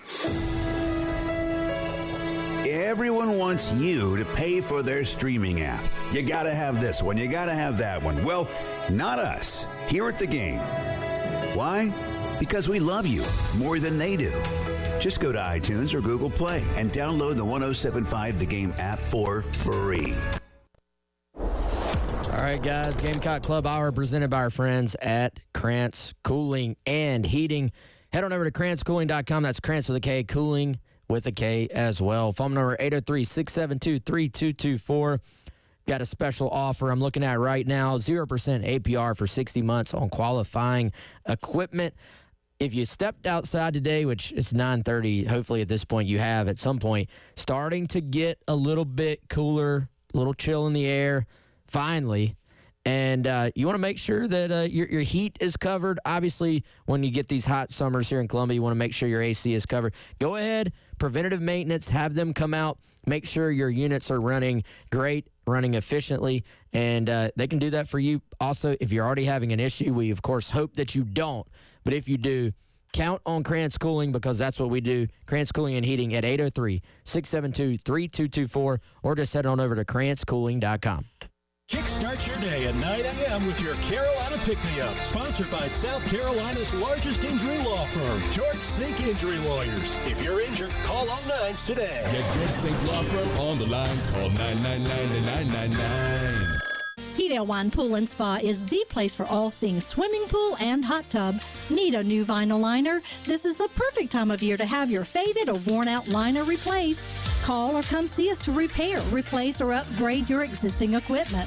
Want to cover your pool to keep out all those fall leaves? A new safety cover is the answer, and it's safe for the kids and pets. That's Pete Elwine Pool and Spa, 5541 Sunset Boulevard. You'll find us on Facebook or online at PeteElwinePools.com. Bill Gunner for Charwood Golf Club, where this fall, if you are not at Willie B, you should be at the Wood. Go ahead and book your tee time online, charwood.com. Get out and discover one of the Midland's hidden gems and the 18-hole layout at Charwood Golf Club. So go ahead today. Again, if you are not at Willie B this fall, enjoy the weather, enjoy the laid-back atmosphere at the Wood. 803-755-2000 or book online, charwood.com. Tell them Bill Gunner sent you. Bill Gunner for Old Timey Meat Market. What better way to spend a great night with your family than with some great cuts of meat from Old Timey Meat Market? You can grill out, whether it's your family, your friends. Old Timey Meat Market has plenty of Traeger grills in stock, plenty of pellets, rubs, sauces, and accessories too. Come on by Old Timey Meat Market in Lexington today to take a good look at the many sizes of Traeger grills. Old Timey Meat Market and Traeger grills, a perfect combination. Old Timey Meat Market, quality selection, a cut above the rest. Do you have sagging, soft, or bouncy floors in your home? Well, this could be a sign of rotten wood caused by moisture in your crawl space. Damaged wood in your crawl space can affect your home's foundation, and that can affect your home's value, and nobody wants that.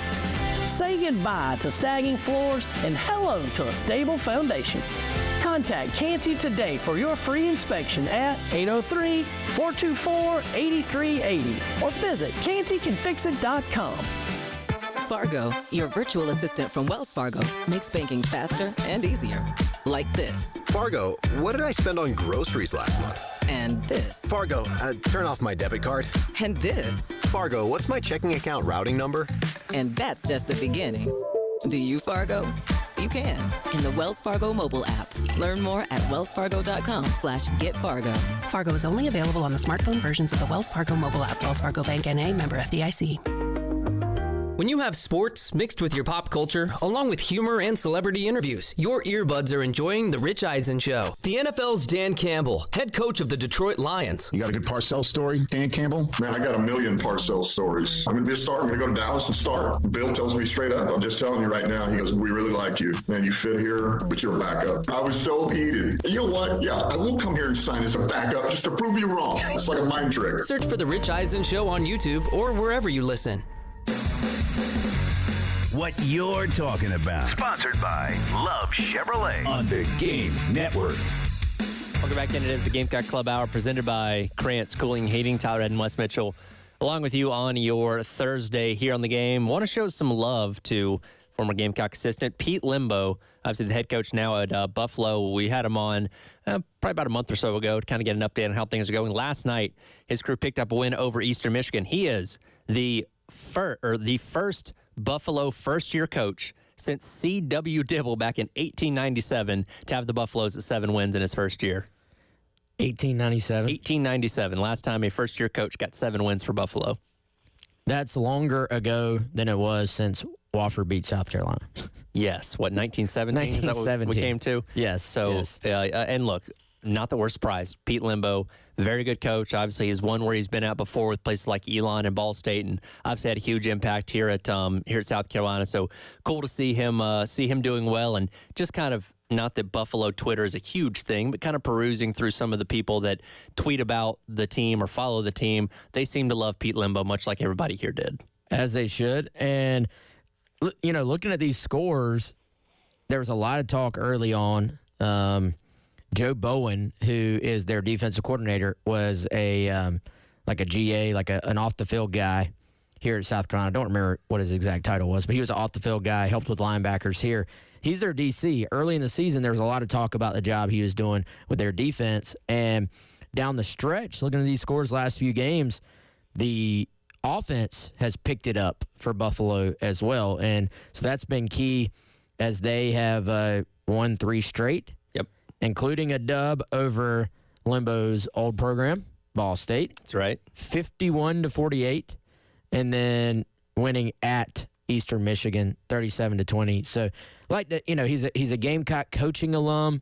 He's a 107.5 guest alum, future guest as well. I'm sure we'll have Pete back on. But, man, you could not be happier for him. And he's obviously still following and watching the Gamecocks. But it was always obvious when he would speak in press conferences and would give those just highly detailed opening statements as a special teams coordinator. Mm-hmm. You're like, this guy's still got head coach in his blood, I feel like. He absolutely does, and was an assistant head coach here as well, taking on that role as special teams coordinator. They got one more game in the regular season versus Kent State coming up next week, and they can finish at best 8-4. I don't think they have an opportunity to go to the MAC title game, but definitely in the running. I saw some people, talking about for MAC Coach of the Year, which certainly would be well deserved. And in this new era of college football, they'd probably be one of those teams going into the 2025 season that you talk about being in consideration as maybe one of those teams that could be in position to take that group of 5 spot in the playoff. Yeah, and I'll be curious to see what they have, what they lose, all that stuff. But, currently 5-2 in the MAC. I mean, good for them, man. I can't imagine that's an easy job. No. So to just go ahead and do it right out the bat, obviously very impressive. And, Pete Limbo's just one of those guys you pull for. You always knew he was a heck of a coach, but a heck of a dude as well. And I'm sure they're doing it with special teams. I'm sure they are. They got a safety last night, by the way. They got 10 points with a touchdown, a 2-pointer, and I believe a safety early in that game. I love obscure scores. Did they do a fake on the 2-point? That I don't know. I did not see that part of the game last night, but let's see here. First touchdown, one play, by the way. I'm not sure who Andrew Schackenberg is, or what position he plays, but he ran in the 2-point conversion. Andrew Schackenberg. That's so. Do we think that was He's a tight end. Do we think that was a kind of a limbo special then? Because it feels like Carolina would. That whole score first and just have planned the entire week that you're going to surprise them by going for 2 was a little bit of a staple the last few years. I wonder if that was a limbo thing or a Beamer thing. Maybe so. Interesting to see. And again, we're focused on Limbo because, again, his history here with South Carolina. But kind of got me thinking, what is the best story in college football this year? Good or bad? I know we kind of tend to focus on the positives, but there are certainly plenty of teams that are not as good as we thought they were going to be. We're kind of having to narrow it down to one as the best story so far this year. What kind of comes to the top of your mind? That's tough, man. That is very tough. I mean, the biggest story in college football that's like not a positive for a team, I would say would have to be the fall of Florida State. Like that was kind of the biggest. That's the biggest shocker to me. Yeah. In terms of like, and hopefully we can throw some positive things at people here, but certainly nobody here is crying about FSU struggling. And that was just such a sharp, quick decline. And just goes to show you, if you don't, for one, you can't completely live in the portal. Sure. And two, if you don't have a quarterback, which they thought they maybe did, but if you don't have a quarterback, I'm not saying you're going to win one game, but you're going to struggle. And, there's so much sympathy for them a year ago by getting left out of the playoffs, and outside of people in Gainesville, I think most people said, yeah, I think Florida State got screwed, and, they lose the game to Georgia Tech in Ireland to start off the year, and like, man, this team's reeling coming off of, that tough end of the year last year with being left out of the playoffs, and then it was just, I guess, morbid curiosity kept you tuning in week after week, like, man, eventually they're going to get it together, right? And they just kept losing and kept losing. They won that one game against Cal, very low scoring and tight game, and that one they easily could have lost as well. And it's gotten to the point, they played on, I think, a Friday night a couple weeks back against Duke. I had zero idea that game was happening. Mm-hmm. And typically, like when you have a big brand team playing on a Friday night, you get some kind of buzz about it or see people tweeting about it. Hey, I'll tune in and see what happens. I didn't even know the game was happening until it was over, which they lost, by the way. But it's like, man, that's how far they've fallen to where they're not even worth talking about anymore on a week-to-week basis because it's just so bad. Yeah. I saw some buzz online, by the way, Tyler, a positive development this year that probably is not on the radar of many people here in Columbia. But Tim Albin, who is the Ohio Bobcats coach. So I'm hoping this tweet is correct. But Ohio came into the season 133rd of 134 FBS teams in returning production from last year. And the tweets I saw were basically like, hey, this guy should be in the running for a Coach of the Year award.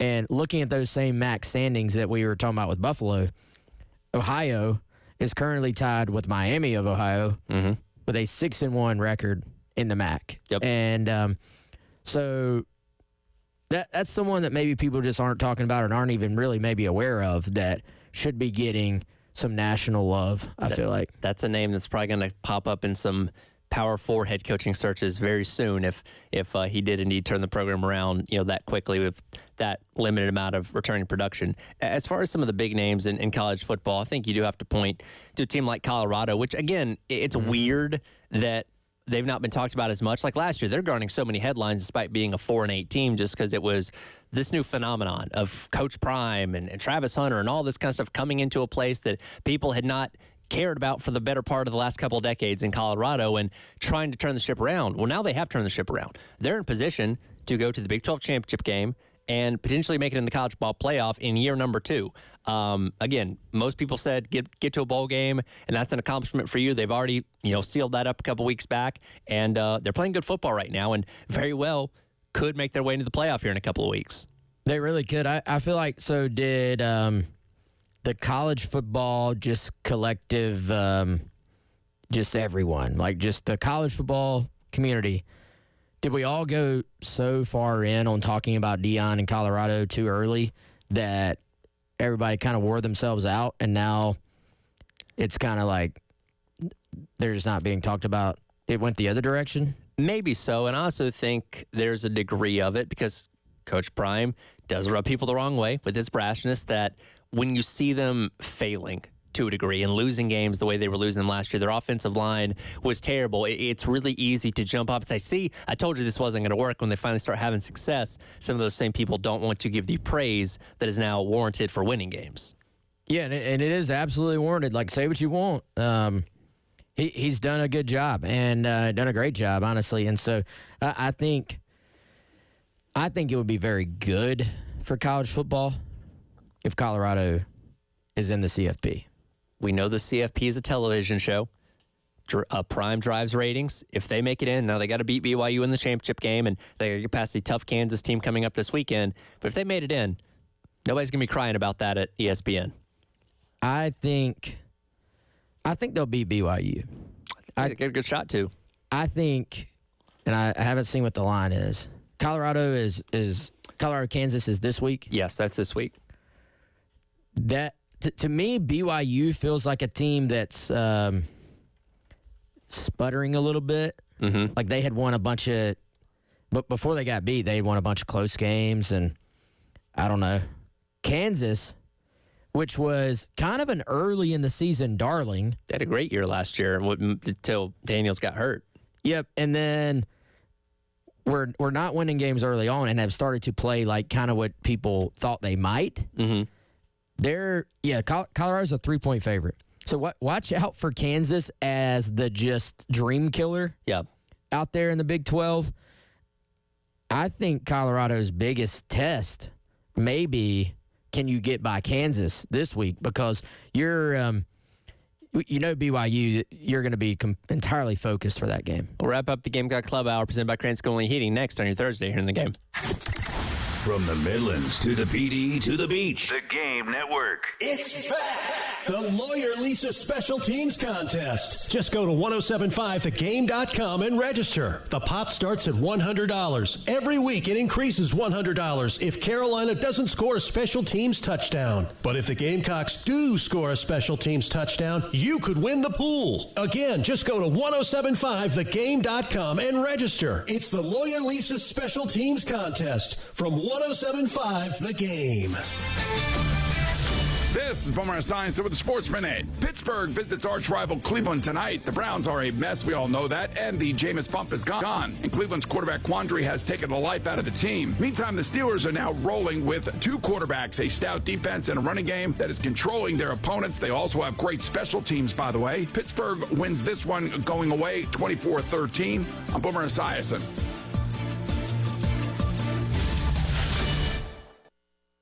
Must qualify for enrollment. Results may vary. We all hear the radio ads about the IRS. They tell you to be afraid, to be scared, and they try to frighten you into calling. I'm not here to do that. Tax Relief Advocates is different. TRA is here to tell you that if you owe money to the IRS, whether it's $5,000, $50,000, or $500,000, we have a solution. It doesn't matter if you're sitting in your car, at work, or with your kids. No matter where you are, call now. 800-583-5795. Don't lose hope. TRA can eliminate or reduce what you owe to the IRS. Generous programs are now available that can give you a fresh start. Our passion is taxes and helping individuals fix their IRS problems. We have over 1,000 5-star reviews on Google and an A+ with the Better Business Bureau. You don't need to be afraid of the IRS any longer. End your tax nightmare today by visiting us online at TRA.com or call 800-583-5795. That's 800-583-5795. Tax Relief Advocates. Real solutions for real people. Traditions Fine Jewelers here with a reminder that Christmas is coming, and they have gifts for everyone you love at prices that won't break the bank. This year's hottest item will definitely be diamond studs, and Traditions Fine Jewelers are stocked to the ceiling with incredible values, starting with quarter-carat total weights set in sterling silver, just $99. Or how about half-carat total weights for just $199? You can also choose 1-carat total weights set in 14-carat white or yellow gold, just $5.99. Or how about 2-carat total weights set in 14-karat gold, just $9.99. And finally, if you really want to get the ultimate gift, 4-carat total weights, just $19.99. Yes, you heard right. That's a 2-carat diamond in each ear for just $19.99. So if this is the year you want to give her something special, come see Traditions Fine Jewelers and make her Christmas dreams come true. 2 convenient locations on Sunset in Lexington and next to the fountain at Sandhills. Traditions Fine Jewelers, where the Midlands get engaged. More or less?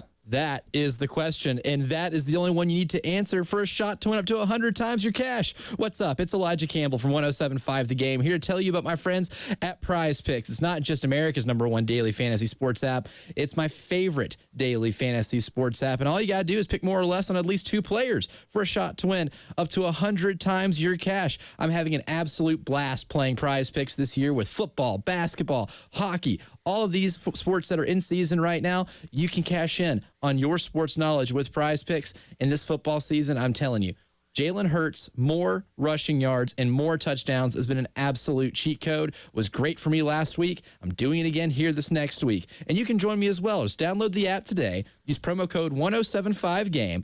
And you can get $50 instantly after you play your first $5 lineup. Again, promo code 1075GAME for $50 instantly after your first $5 lineup. Prize Picks. Run your game.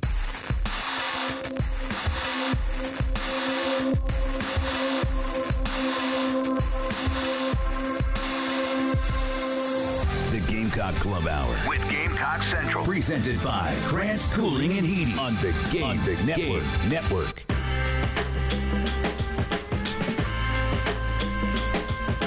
Welcome back in. It is the Gamecock Club Hour presented by Krantz Cooling and Heating. It's all right in West Metro along with you here on your Thursday. Chris will jump in with us for the Gamecock Central Takeover Hour. Coming up in a few minutes, we'll dive back into some stuff on the North Sellers. Got some numbers from his first half of the season, second half of the season that I want to dive into coming up here in just a little bit. A reminder, as always, tomorrow being a home game, got the Columbia Craft Tailgate Show with post-game show with Jay and Elijah from Columbia Craft down at Green Street in the Vista from 3 until 6. Come by and see him. And then Love Chevrolet High School Football Show talking playoffs from 9 until 11 coming up tomorrow night as well, all right here on the game. We talked about in that last segment what are kind of some of the best stories in college football. And, you know, one thing that obviously gets talked about a lot is the rankings and who should be where and all that kind of stuff. In a weird way, do you feel like we're not talking about Oregon enough, despite being the undefeated #1 team in the country? Like, in a way, they're almost kind of flying under the radar, and they had that close win against Wisconsin this past weekend. But compared to when, you know, like a Texas has been #1, when an Ohio State's been #1, it just feels like Oregon doesn't stir as much conversation for whatever reason.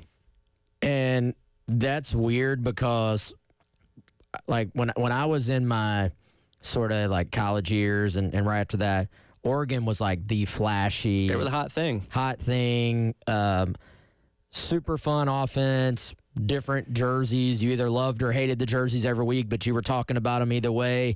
They're the most flashy team around. And now, dare I say, they're just kind of methodically just winning games. And I don't necessarily mean on the field it's methodical, but just they've just kind of gone about their business, done their thing. Obviously, most of us watched the thriller against Ohio State. I kind of, part of me feels like with Oregon, fair or not, I think we're all just kind of waiting to, like, we feel like, all right, let's see what happens with them in the Big Ten championship. Yep. Which is just a weird sentence to even say. I know. They are locked in now, I saw. Like, that's official. The conference didn't realize that until Tuesday, by the way, which shows you how convoluted tiebreakers are. Had to do all the tiebreakers. Hopefully they didn't miss anything. Maybe they did. Who knows? And then, let's see what happens in the playoff. But they are a complete team, I feel like.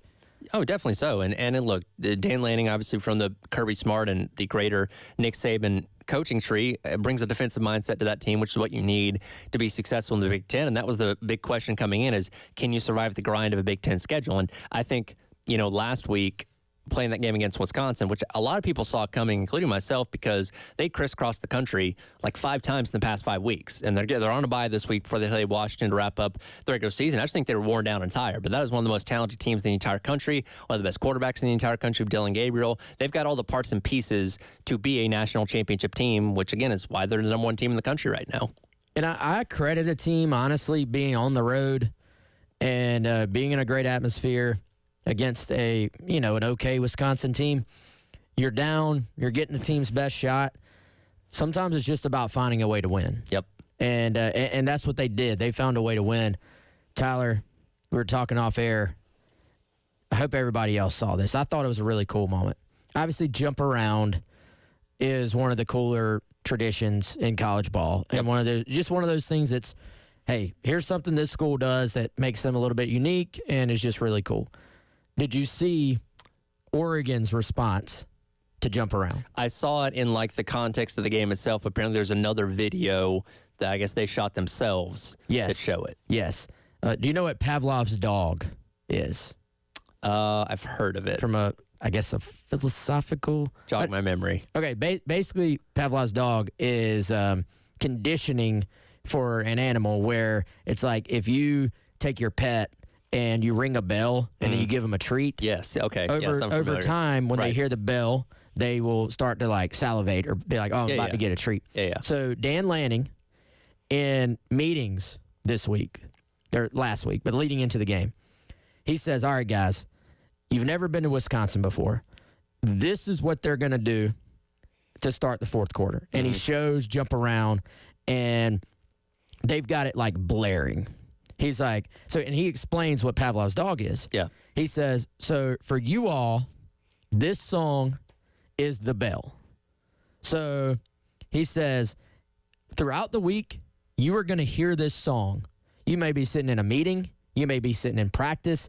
You're going to hear this song at random times. He said, when you do, we are getting hype as. Yeah. So he conditioned them all week long. So they're in practice. They hear the song. Everybody starts jumping around. He's like, that song's supposed to be their advantage. He says, when we hear that song, we go to another level. Yeah. We take it to another place. And sure enough, the song hits, and you can see, there's a mic'd up moment where right before it plays, one of the Oregon guys is like, hey, it's coming up. Yeah. And then, of course, it hits, and they're going nuts, and they end up winning the fourth quarter. That's smart thinking there by Dan Lanning. Again, the reason why the team's number 1 in the country, and it's those kind of things that set you apart from everybody else. That'll do it for the Gamecock Club Hour presented by Krantz Cooling and Heating. Gamecock Central Takeover Hour presented by Firehouse Subs. Up next on your Thursday here on the game.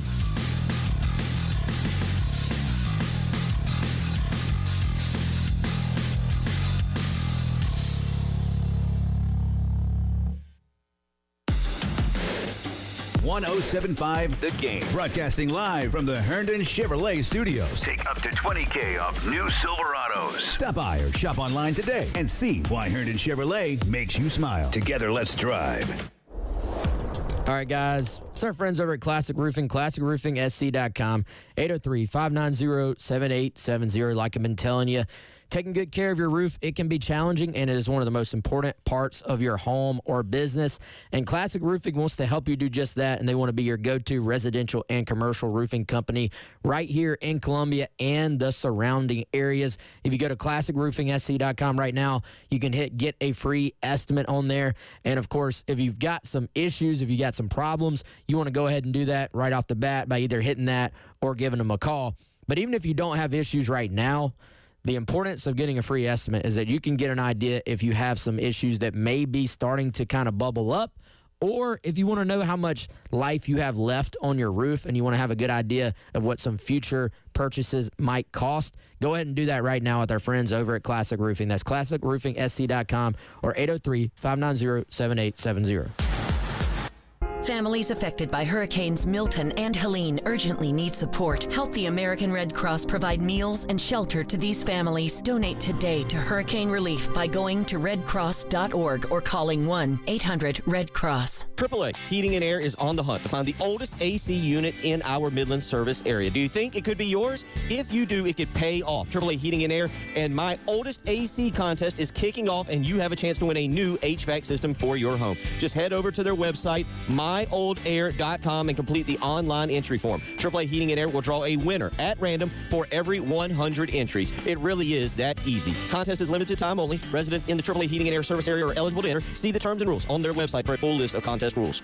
Need a roof? Trust Crescent Construction. With over 20,000 roofs installed and counting, they've got the experience you need. They specialize in residential roofing, commercial roofing, and general contracting. Visit CrescentCarolina.com today for free estimates and free inspections. That's right, no cost, no commitment. Crescent Construction, quality you can count on.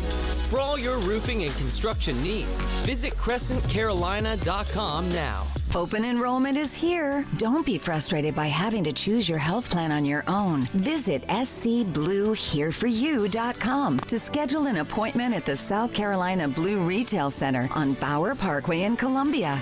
Giovanni and her local licensed health insurance experts can help you find a Blue Cross Blue Shield of South Carolina plan for 2025 that fits you and your budget. Schedule a no-cost appointment today at scbluehereforyou.com.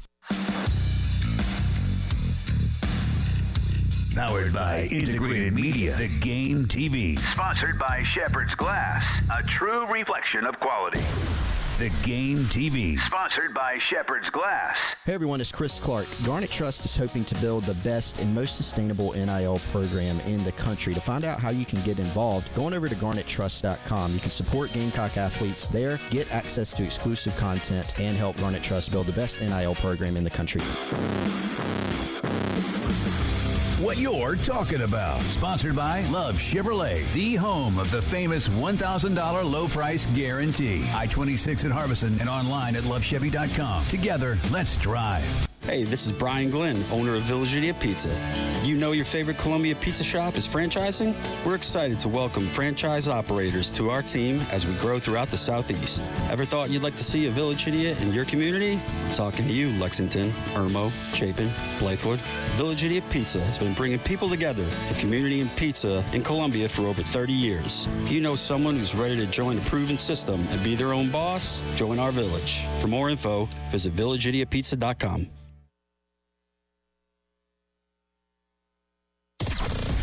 WNKT FM, Eastover, Columbia. This is Josh Simon, your South Carolina Gamecocks tight end. You are now listening to 107.5 The Game. A Cumulus media station. It's the Gamecock Central Takeover Hour. With Chris Clark, Wes Mitchell, and Tyler Head. On your home of the Gamecocks in Columbia. 107.5 The Game. On 100.3 The Game in Myrtle Beach. And 100.5 The Game in Florence.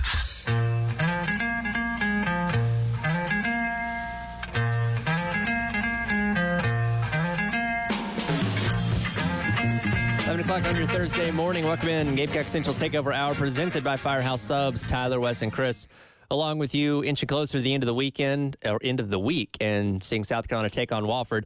Chris has graced us with his presence by stunting on us today in a nice suit. Is that what you were doing yesterday where you weren't here, is picking out a suit to flex on us? Maybe. Shout out BP Skinner, our guy. Yeah. It's a good-looking suit. Thank you. I appreciate that. This suit was stunting. I hadn't heard that one in a while. Tyler and I looked at Chris when he walked in this suit. Yeah. The same way Tyler and Chris look at me when I walk in early.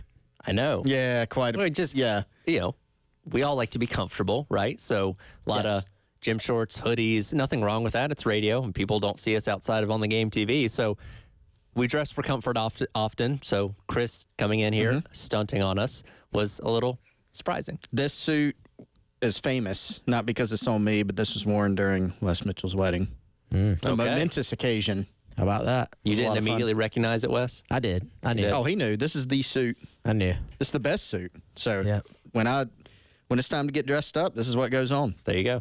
By the way, guys, SEC Inside back on right now on SEC Network if you are interested. That was a good one, man. That's always such a good show. They got the dramatic voiceover guy with the deep voice. The cinematic slow motion of Gamecock walk. There's our guy, Maurice Brown II. We're just going to sit here and watch this the whole show. We have our live commentary. Oh, that's nice. That's a good shot. There's a whole just market for that on YouTube. I'm sure. Yeah, definitely. Reaction videos. Yeah. They were here for a great game on Saturday, certainly with Carolina picking up the win against Missouri. And that kind of brings me into what I want to talk about here first. You know, again, the Wofford game, we're not going to sit here and tell you, hey, watch out for this guy, watch out for that guy. Carolina should be able to handle their business this week. And no disrespect for the Terriers. It's a game where you can pad some stats and, add to what you've done already this season ahead of the Clemson game. And obviously the main objective is not getting hurt. But when you look at what this team has done in the last handful of games on this 4-game winning streak, a lot of that has revolved around Lenore Sellers and his emergence as the quarterback that we all hoped he was going to be at some point this year. And I kind of went back, and he didn't play the Akron game, so it's not an even 5-5 split. But when you look at his production in the first 5 games, completed 62% of his passes, 793 yards, 4 touchdowns, 4 interceptions, and got sacked 20 times. Had about 220 yards on the ground with 3 touchdowns. The last 4 games, 63% completion, about the same. 1,010 yards through the air, 10 touchdowns, 1 pick, only sacked 6 times, and the rushing yards about the same, 217 and 1 rushing touchdown. So the jump for him in the second half of the season, significant compared to the first half. Well, guys, during I think it was the bye week or the halfway point, I went back and tried to do some self-scouting on my predictions for the season. And I tried to predict the passing yardage for Lenoris, rushing yardage for Rocket, who would be the leading receiver. Was dead wrong on leading receiver. But my Lenoris Sellers predictions for his stats were very much off. We'll just say. Really? Were very much off. But at the halfway point.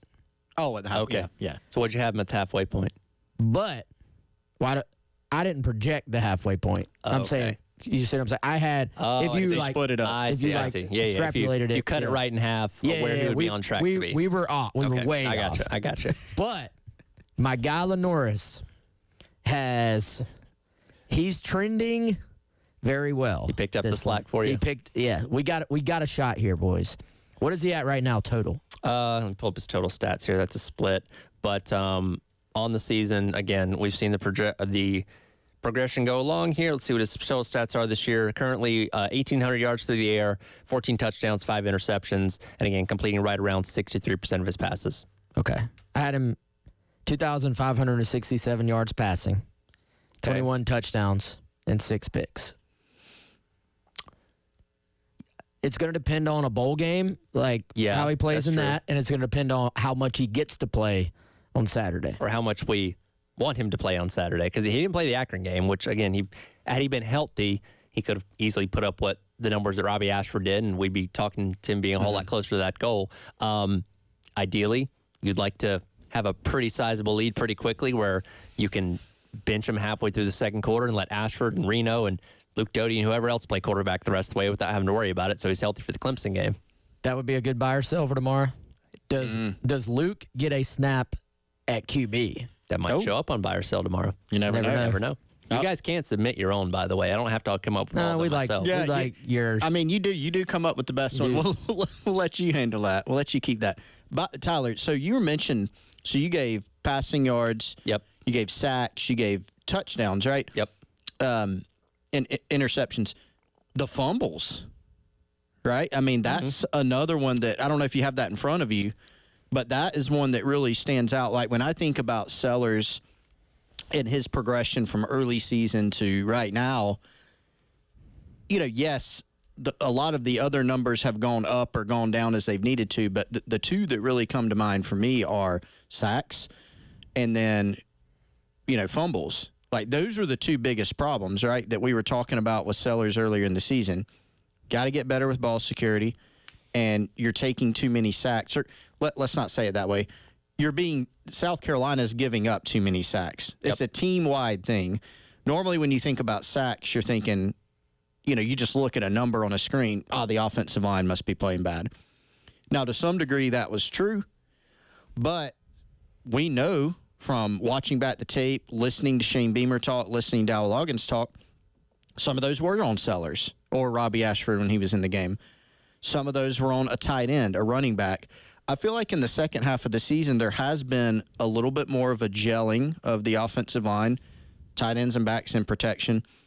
But I think if you're kind of ordering them, even more is Lenoris Sellers' just comfort level inside the pocket. I feel like he's making more guys miss than he was earlier in the season. I mean, look at the A&M game. No sacks in that game, which is incredible. Mm-hmm. Put most anybody else at quarterback, there would have been multiple sacks in that game. When you just look at the pressures that you gave up, the potential sacks, he got out of them. So credit him. Now, the offensive line, the front, they are playing better than they were at the beginning of the season, don't get me wrong, but you just got to credit Lenoris and his growth for that. So he's cut down on the negative plays. He's cut down on what you would call the turnover-worthy plays, whether it's interceptions, fumbles, putting the ball in danger. And they're having less negative plays because they're not taking as many sacks.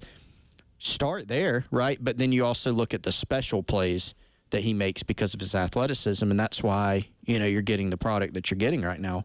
Yeah, and I think he does still have to continue to clean up the fumbles specifically, just because some of that has been just that they recovered the ball. Yeah, you still see some like there are like that, if there's, I mean, honestly, every other aspect of his game is just coming along at a incredible rate, or really, honestly, guys, some of the stuff we're seeing right now is stuff he was already fully capable of doing. It's just a matter of he's gotten more and more comfortable. A few of those deep ball throws are throws that Lenoris can make, just maybe people who hadn't really been as familiar with his game just didn't realize that. But those were some beautiful deep balls to Harbor last week in some one-on-one situations, and credit to Nick for continuing to improve in terms of tracking the ball and going and getting it. And, we're just seeing the guy grow up before our eyes. But a lot of the lack of sacks, to Chris's point, has just been, dude, this guy is incredible at making people miss in the pocket. And to answer your question, Chris, in the first 5 games of the year, 6 fumbles, not all of them lost, but 6 fumbles by Sellers. In the past 4 games, only 3. So yeah, and down. Wes, you make a good point, and I didn't mean to imply that that's fixed. It's not. If you go back and look, there was a lost ball against Missouri, and just rolled over on it. There was another one against, was that against Vandy, the one that went out of bounds? Yes, in addition to the one that he actually lost one, and then there was one that went out of bounds. And even sometimes you can look at, when Sellers goes into, I'm carrying this football mode, it's not, it's let's go get some yardage, right? Sure. And, there have been times, I think he's still learning that when do I need to really tuck the ball and protect? When do I slide? When do I run a guy over? When do I try to make a guy miss? And again, that's something that'll get better. But if you do, I do agree, if you could pick just one thing that you've got to get cleaned up further, it certainly is the fumbles. Or not just the fumbles, the ball security, right? Because there have been some instances where they've caught some breaks on that front this year. And Wes and I talked about this in the last hour, where He's surging at the right time to close out the regular season. We'll see what he does against Clemson in the bowl game and all that kind of stuff. But that's going to be so beneficial this offseason as well and you do have a lot of receivers returning, but if you're going out there trying to find that huge difference maker at the X spot, a taller guy on the outside that you can, throw to for some of those contested catches, it's a lot easier to sell Lenore Sellers after a full season of especially these last handful of games compared to, and I go back to what Beamer said on Tuesday in his presser where I'm assuming he was talking about Juice Wells being unsure of the quarterback situation, wanting to go elsewhere without actually naming him. But it's easier to say, hey, look, here's what this guy did. You slide in at this spot or whatever. You're going to get your production. You're going to have the chance to show people likely what you can do to try and get to the next level, because that's probably what a lot of people would want to come to South Carolina to be able to do. So you have an easier pitch to potential targets, not only at wide receiver, but on offense in general in the offseason because of what Sellers has done this year. You're not going to have anybody saying, "Oh, I don't really know about their quarterback situation." And we had a caller that actually pointed this out to Jack and I a little bit earlier. I didn't even think about it. For the first time in the Beamer era, you're going to have the same offensive coordinator and quarterback returning for another year, assuming everything stays in place and Del August does take a different job. That's big. That is big. I mean, because you see Sellers' comfort level just from first game as an actual starter to, where he is now. The game he just finished up against Missouri. Like, look at the difference in that. Now you get to go into another full off season and full season of growth. He just gets better. Like, there's a clear. The first time I saw Lenore Sellers was, I think he was a sophomore playing against Nick Eamon-Worry's Irmo team. They put up 63 points, and I walked away going, man, that kid committed to Virginia at the time is a dog, right? Like, this kid is really good. Well, when I saw him as a senior at the Shrine Bowl, coming off a state title, he was even better. And so I think you'll continue to see that progression. So, yeah, man, when you look at Carolina, and this is a general point, they're poised well going into next month, which is when the transfer portal opens for a bunch of different reasons. But when you hone in specifically on receiver, they've got playing time to sell. Like, there's some guys that'll be back from this roster, but you don't get the sense that anybody's so entrenched, that there's no, there's ample playing time. There's potential to start. You got a good freshman class coming in. You got your quarterback back. Probably have your OC back, like, unless you said something changes. You're positioned well. By the way, that Beamer comment, which we can all infer, was about Juice, because Juice himself said on I think an NIL podcast, I left because of I wanted to go play for I don't remember the verbiage, but basically a solidified quarterback situation. Yeah, something along those lines. However, I don't know if I would say, and we didn't say this, but I don't know if I would say that Beamer threw shade at Juice. That was one of the headlines I saw. Shane Beamer throws shade at Juice Wells. Using him as an example of what actually happened. Yeah, I don't really feel like he was taking a shot at Juice. I think he was just explaining the situation. It was like, we have some people that have a loser mentality that don't want to take a chance on a redshirt freshman quarterback or anything like that. Like, hey, here's a guy, and didn't use his name. That, again, we all put the pieces together on what that actually meant, but I don't see it as shade. I just think he was using it as an example. That was a headline I just didn't quite agree with. Speaking of headlines, women's basketball made a huge headline last night with the victory over Clemson. We'll dive into that. Let's hear a little bit of what Dawn Staley had to say after the game. Coming up next, Gamecock Central Takeover Hour presented by Firehouse Subs on your Thursday here on The Game. 107.5 The Game. In Columbia. 100.5 The Game. In Florence. 100.3 The Game. In Myrtle Beach. The Game Network. We all love streaking. I mean, streaming. Until we have to pay for it. But not when you stream The Game. And how much does it cost? It's free. Just go to iTunes or Google Play and download the 107.5 The Game app. And stream for no charge. And listen for no charge.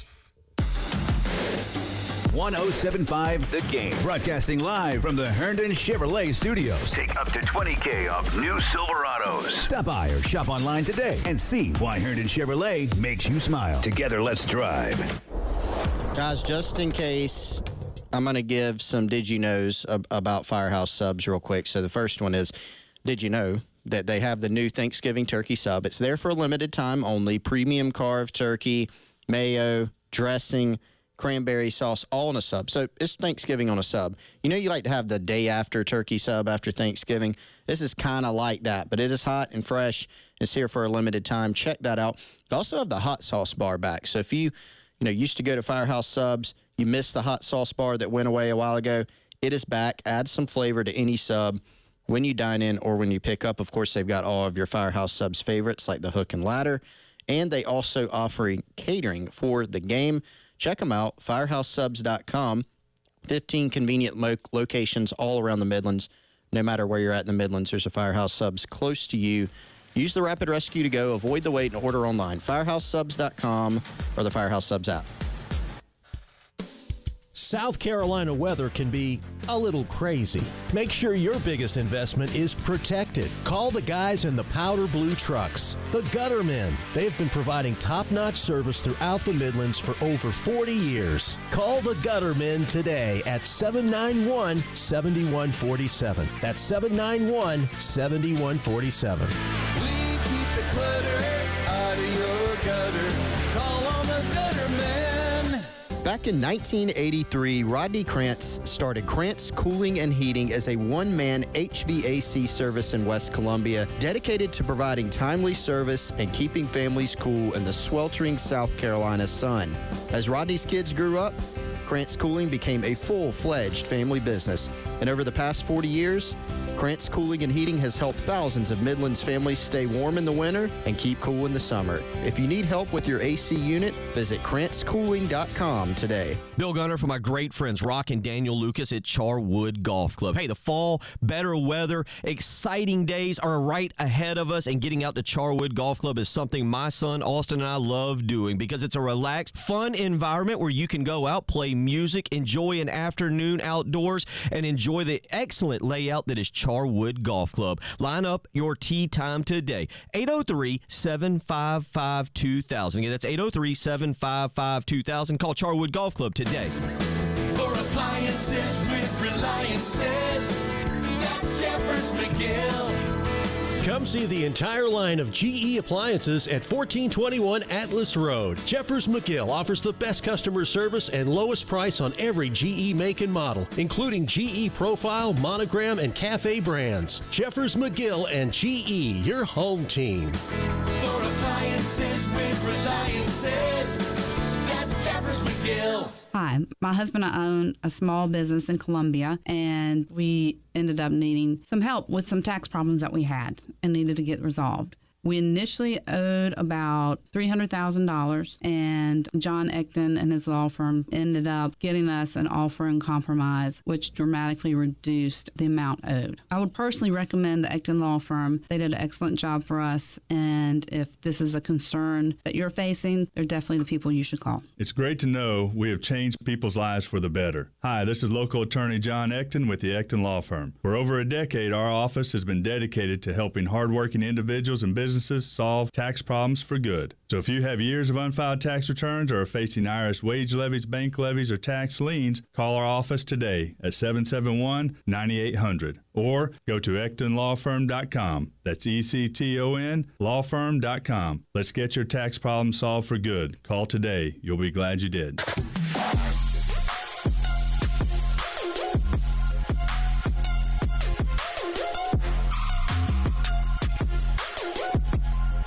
It's the Gamecock Central Takeover Hour with Chris Clark, Wes Mitchell, and Tyler Head on the Game Network.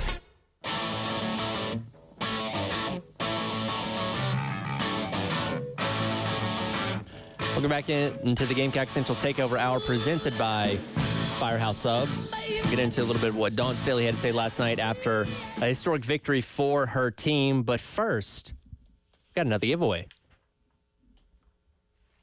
Yeah, we're going to give away a Firehouse Subs tray once again. Guys, what number, by the way, this is how it works. 803-444-6100 in a minute. Get ready. We're going to give you a caller number that you have to be. And Captain Dave will graciously take your info, and then we'll pass it on to... He's already smiling about it. He's so excited. He's ready. He's got his pen in hand. And we're going to jot down your info, pass it on to our guy, Larry Chandler, and he's going to hook you up with a Firehouse Subs platter, which is awesome. You can use it for the game this weekend if you want. Yes, you can. You're going to the game. Dave, what's the highest number you can manage over there? One. You know what? Caller number one, 803-404-6100. You better type fast. Dave, before you start answering those phone calls with all your joy, hit us cut number 24 here, please. Dawn Staley last night talking about a significant record for her program, 43 straight wins. Yeah, I mean, I don't think about it. I really don't think about it. But, you know, to have two of them, you know, it's pretty special. I mean, it means that, you know, our players make a commitment to team. They make a commitment to us. They make a commitment to each other. And when you do it that way, you could have, you know, this type of historical moment that you appreciate, but you're in the middle of the season, and we're going to go on the road and play one of the biggest games of our season in a few days. So, you know, 24-hour rule. We'll enjoy it, and then we got to move on. 85 out of the last 86 games is how many Dawn Staley's crew has won. That was the 43rd straight game going back to the start of last season. Of course, their last loss was to Iowa in the Final Four now 2 seasons ago. They've won 43 straight, which eclipsed the program record of 42 straight, which led up to that game.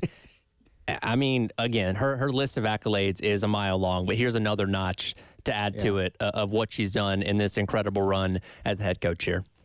There's so many games in a college basketball season, and Dawn Staley has set the bar so high with that list of accolades it would take. Just Google her. She's one that could literally do the Kurt Signetti, just Google me, and just see all of her accomplishments. Even before she got here, was a crazy list. And now what she's done as a coach with this program, you have to fight to prevent yourself from being numb to it, right? Like you win 43 straight. Every game you play, you expect to win. You know, you beat Clemson, which, you know, Clemson's not a ranked team. They're building. I think they have a good coach, Sean Poppy. They're expected to improve. But you go up there and beat them by 32, and it's kind of like, well, you know. And, you know, the thing that I would say, and I think everybody kind of becomes numb to it, is, you know, try not to, because it's not normal to just go beat your rival by 32. 14 straight, by the way. 14. It's not normal to beat your rival 14 straight. No matter where, like, the two programs are. Yeah. You know? It's not normal to win 43. Like, it's just, but she set the bar so high with her accomplishments here at Carolina. Yeah, she has. And, I mean, to just not have a letdown somewhere along the way, or when you do find yourself in one of those few situations where a team has just pushed you to the limit, that you step up and find a way to make it happen is, I mean, just beyond, like, there's not really words for it. It's beyond impressive.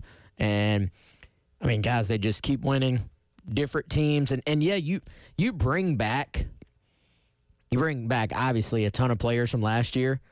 But, I mean, Coach Staley sat there and talked to us about it. It's a different team without Camilla. Yeah. So they're going to have to keep this streak going.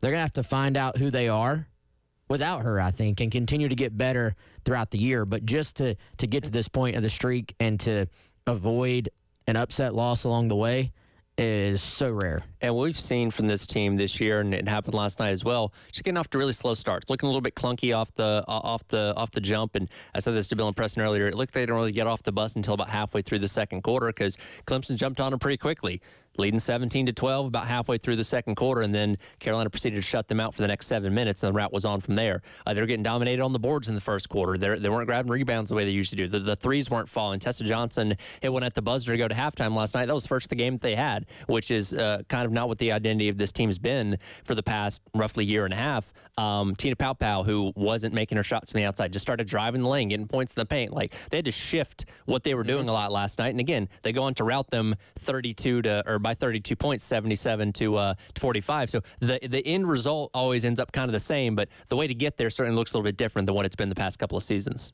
For most teams, which the South Carolina program is not most teams, obviously, if you got off to that slow of a start, you get yourself in a lot of trouble. Like, you sustain not making the shots. you sustain not being able to, for South Carolina, if somebody's having an off night, they're built to weather that storm because it might be somebody who started, it might be somebody off the bench. I mean, this team has basically two teams that can beat just about anybody, and they play on the same roster. So you never know who it's going to be.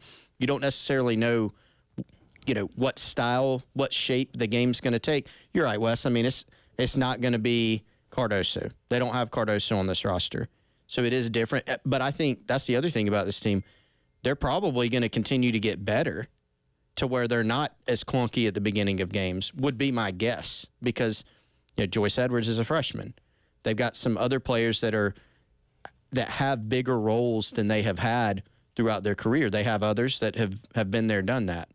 And it's a new team, even though it's almost everybody back. You're adding in a couple new pieces. I think they'll just continue to gel. But they are uniquely built, I think, because of how talented, how deep they are, the skill sets that they have to be able to weather slower starts. What do y'all think about Maddie McDaniel? I mean, very interesting. She is carving out a role already as a young player, too. And it just goes to show you, Dawn Staley keeps bringing in super talented individuals. And if you come in, if you do things the right way, you work hard, then you're going to have an opportunity to find the floor. And, we'll see what that looks like as the year progresses. For some young players, it kind of goes one way. And the older players maybe take some of those minutes. For other young players, I mean, who at the beginning of last year would have circled Tessa Johnson and said she's going to be hitting some of the biggest shots, some of the biggest shots in South Carolina history. Yeah, pretty big ones. In the Final Four.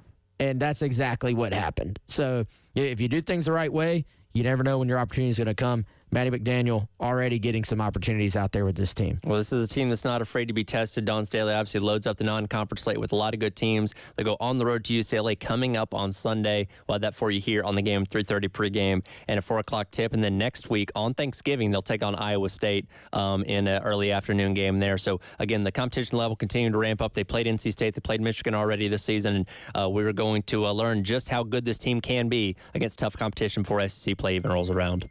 Yeah, which is fun. They test themselves.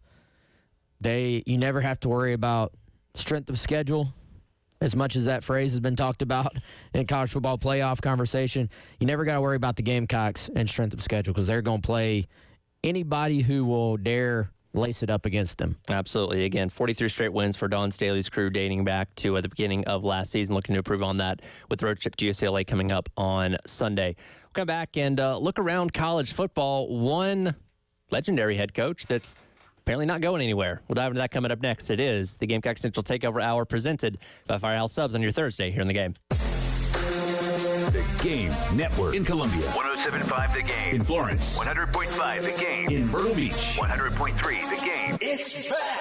The Lawyer Lisa Special Teams Contest. Just go to 1075thegame.com and register. The pot starts at $100. Every week it increases $100 if Carolina doesn't score a special teams touchdown. But if the Gamecocks do score a special teams touchdown, you could win the pool. Again, just go to 1075thegame.com and register. It's the Lawyer Lisa Special Teams Contest from 1075 The Game.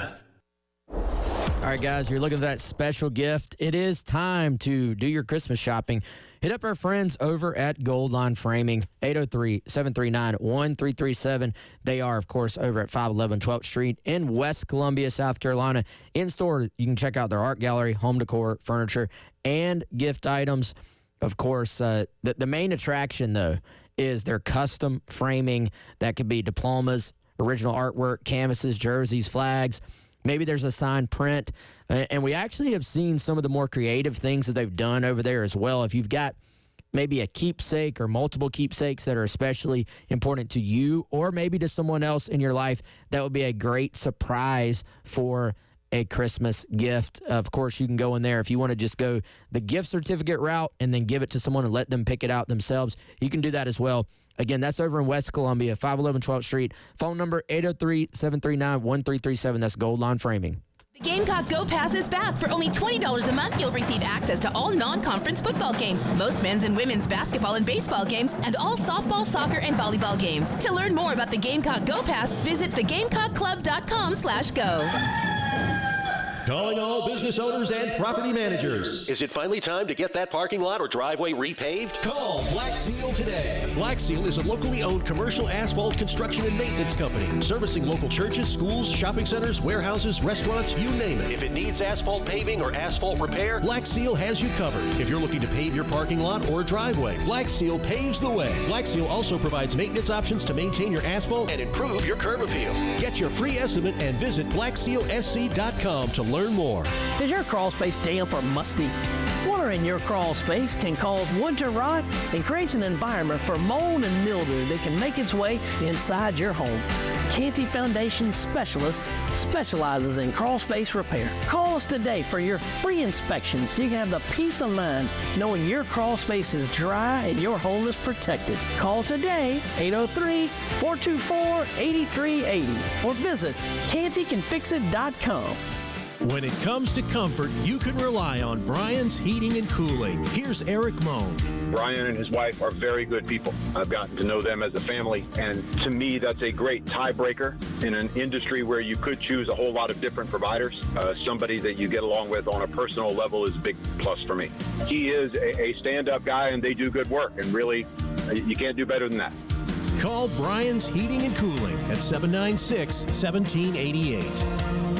Tradition's Fine Jewelers here with a reminder that Christmas is coming, and they have gifts for everyone you love at prices that won't break the bank. This year's hottest item will definitely be diamond studs, and Tradition's Fine Jewelers are stocked to the ceiling with incredible values, starting with quarter-carat total weights set in sterling silver, just $99. Or how about half-carat total weights for just $199? You can also choose 1-carat total weights set in 14-carat white or yellow gold, just $599. Or how about 2-carat total weights set in 14-karat gold, just $9.99. And finally, if you really want to get the ultimate gift, 4-carat total weights, just $19.99. Yes, you heard right. That's a 2-carat diamond in each ear for just $19.99. So if this is the year you want to give her something special, come see Tradition's Fine Jewelers and make her Christmas dreams come true. 2 convenient locations on Sunset in Lexington and next to the fountain at Sandhills. Tradition's Fine Jewelers, where the Midlands get engaged.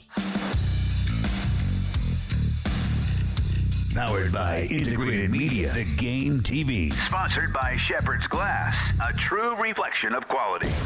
The Game TV. Sponsored by Shepherd's Glass. What you're talking about. Sponsored by Love Chevrolet, with a lot chock full of brand new award-winning Chevys. And just in time for the season. I-26 at Harbison and online at lovechevy.com. Together, let's drive. What you're talking about. Sponsored by Love Chevrolet. On the Game Network. Welcome back in. It is the Gamecock Central Takeover Hour presented by Firehouse Subs. Tyler, West, and Chris, along with you on your Thursday here in the game. Before we get to the Mac Brown story here in a second, for anybody wondering, ahead of next weekend's football game with Carolina and Clemson, the Palmetto Series right now, Carolina leads 2-0-2. The two soccer teams have tied with Clemson, but you do hold a head-to-head. Ties, guys. Total wins as of right now. Okay. So worth noting going into next weekend. Good to know. Good to know. So again, congratulations to the women for 14 straight, which pretty dang cool. Did y'all see they already did the Tiger Burn? Really? Yeah. I obviously didn't. Dang. I feel like that's kind of like the Mike Elko. We're only focused on Auburn. We're only focused on Wofford. Oops. We're already burning the Tiger. Yeah. That's not always been the case, right? Like, I thought that was a Clemson week thing. Well, this is the first time in the several years that you've had a FCS opponent before Clemson. Because Kentucky last year, I think Auburn and Florida in years past, at least in the Beamer era. It's been a few years since you've had the opportunity to. But why not do it on? I don't know. There's got to be a reason, I'm sure. Thanksgiving week or something. Maybe. Yeah. Burn a tiger, then eat some turkey. I don't know. But Tyler, does Georgia have like a burn the Ramblin' Wreck?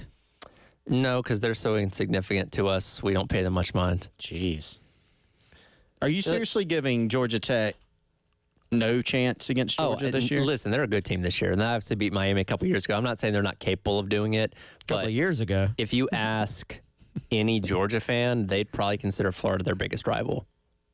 That makes sense. And look, at my lifetime, I mean, those Paul Johnson teams would jump up and get you every couple of years, but for the most part, that's a rivalry that Georgia has owned. The Florida one, not so much. So I think people kind of view that as the bigger deal, at least for the people around my age. Y'all do a gator burn? Some might. There's not an official one. On this shores of Jekyll Island, perhaps the night before the game. Yeah. Frat Beach, something like that. You ever eaten gator? I have. It's pretty good. Tastes like chicken, kind of chewy. Yeah. Yeah. I've actually eaten it at a Georgia-Florida watch party. There you go. There you go. So, there you go. Mac Brown has been at UNC for the second run since 2019.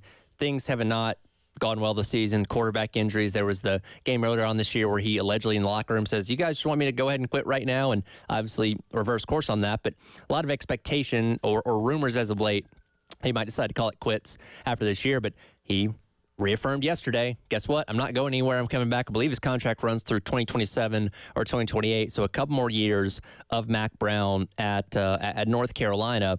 And I go back to when he was brought in, because Larry Fedora, Coach Hat, as I like to call him, had really brought that program down, and they were at the bottom of the ACC. So you go out there and you get Mac Brown off the ESPN desk to build a good foundation under your program once again. And at the time, I thought, okay, comes in 3 or 4 years, gets things back on track, and then you hand it off to somebody else to take you the rest of the way. Because here's the thing, Mac Brown is not going to be coaching this team in 5 to 10 years, more likely than not, because he's 73 years old. The age number tells you that this isn't going to last much longer. So at some point before you just completely fall off, you'd like to kind of make that transition, I would think, if you're up there at North Carolina, because all the fans are not seemingly on board with this decision, reading message boards and stuff like that. They want to make a change. So it's interesting that he's deciding to stick around even as things are kind of trending in the wrong direction here. Is it wrong that I just don't know if I even believe this? From him? Yeah. Like he might change his mind in a month? Or it just might not even be his choice. At some, and I don't know what the buyout situation is and all that, but if other than just what you've seen publicly, I had kind of heard this was just like a formality at this point. This was going to be his last year. Mm-hmm. So this is a little bit surprising to me, and I really don't know, are the days of even handing it off, like you talked about, when he took over, it was a very different college football landscape. Yep. And, hey, let's bring in this guy, let's bring in this veteran, he can get it back on track, then maybe hand it off to someone. Sounds good in a perfect world. And, and maybe in theory, you would hope there would be an OC or a DC that was a young guy that would be on your staff, and you would be able to just sort of ease it over. Nowadays, it's more like, all right, if you have a coaching change, unless there is a clear successor on staff, everything gets blown up, but then you hit the portal and you bring in your new guys, and it just starts over almost. So I could see how the North Carolina fans are probably feeling like they're a little bit like, not to talk politics, but just like the end of an era for a politician, and it's like, Are we going to be able to get anything done at this point? Yeah. I mean, kind of, well, and not to get political, obviously, but, some feel like they overstay their welcome, right? Like, are you going to be able to get anything done? And, you do kind of get that feel with Matt Brown. It's like what kind of changed, right? Because it seemed like he was the reporting coming out that it was nearing the end.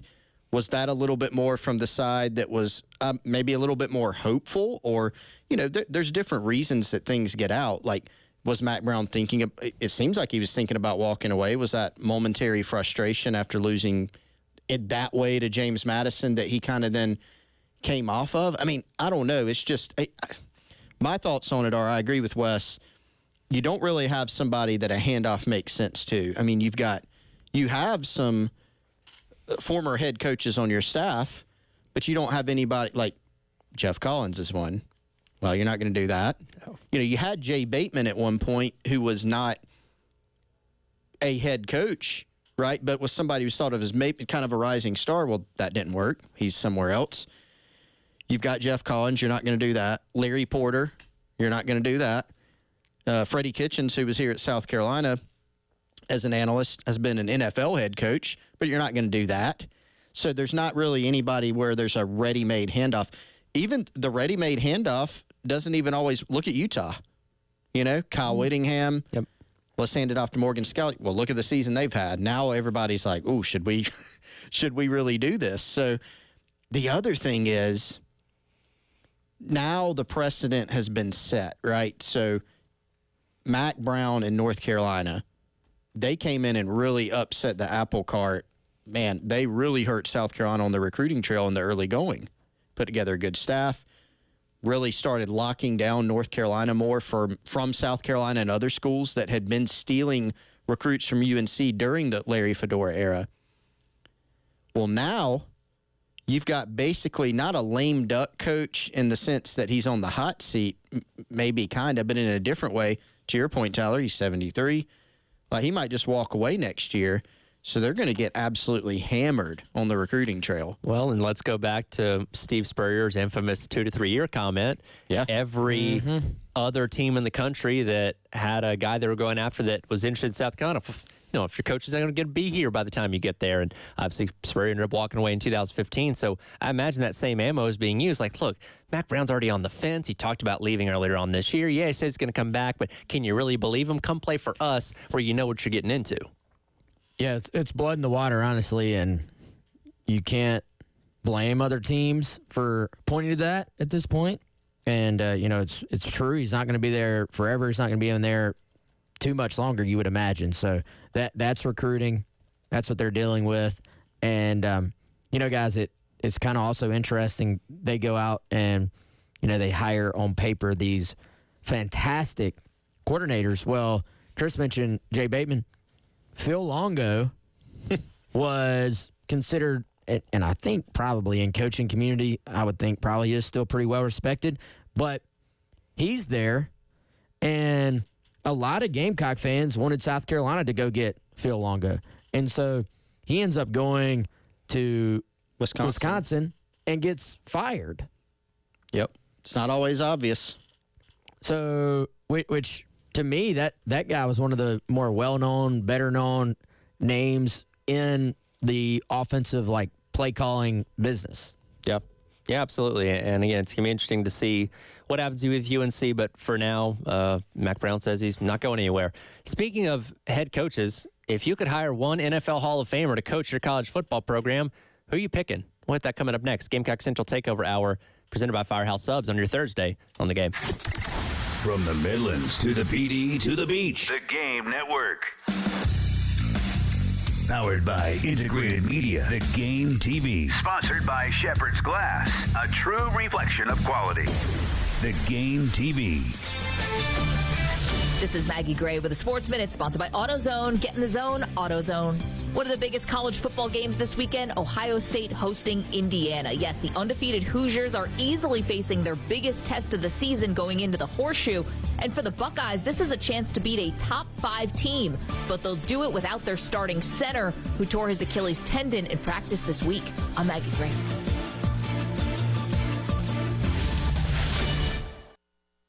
Get in the zone, AutoZone. Welcome to AutoZone. What are you working on today? I think my battery's dead. With free battery testing and charging, we can help you get back on the road. Get in the zone, AutoZone. So what if I need a new one? We have the right Duralast battery for you, only at AutoZone. Get in the zone, AutoZone. And what about my old battery? We can recycle it right here at America's #1 battery destination. Get in the zone, AutoZone. Restrictions apply.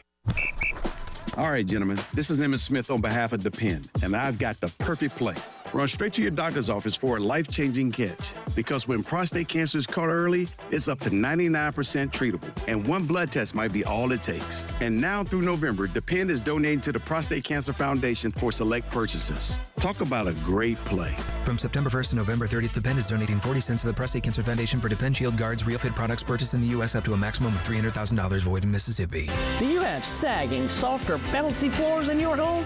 Well, this could be a sign of rotten wood caused by moisture in your crawl space. Damaged wood in your crawl space can affect your home's foundation, and that can affect your home's value, and nobody wants that. Say goodbye to sagging floors and hello to a stable foundation. Contact Canty today for your free inspection at 803-424-8380 or visit cantycanfixit.com. As a mom, comforting my family is what I do best. Vicks VapoStick provides soothing, non-medicated Vicks vapors in an easy-to-apply stick, and it dries fast, so there's no mess. I use it to comfort myself and my family. Thanks, Mom. Vicks VapoStick. Soothing comfort for the whole family. And when you need more comfort for yourself, try Vicks Vapo Shower Max for steamy Vicks vapors. Use as directed. VapoStick for use ages 4 and up. Vapo Shower Max use for adults only. Life insurance. Why are you putting it off? Can't afford it? Too much hassle? Think you don't need it? There's lots of excuses for putting off life insurance. But if you weren't there, who would pay the mortgage and other bills? With Ethos, you could be covered in 10 minutes and boom, family protected. Ethos, fast and easy online term life insurance. Up to $2 million in coverage with no medical exam. Some policies as low as $1 a day. Answer a few health questions and get your free quote at getethos.com. That's getethos.com. Self-care is so important, and the Hand and Stone Massage and Facial Spa's Black Friday BOGO gift card sale is the perfect way to treat yourself or a loved one to some well-deserved relaxation. Whether it's a massage, facial, or other spa treatment, taking time for self-care can truly make a difference in one's overall health and happiness. Purchase a gift card at guest pricing and receive a second gift card free. Don't miss this limited time offer. Discover relaxation at any of their 3 convenient locations across the Columbia area or handandstone.com to purchase online. Offer valid at participating locations for only a limited time.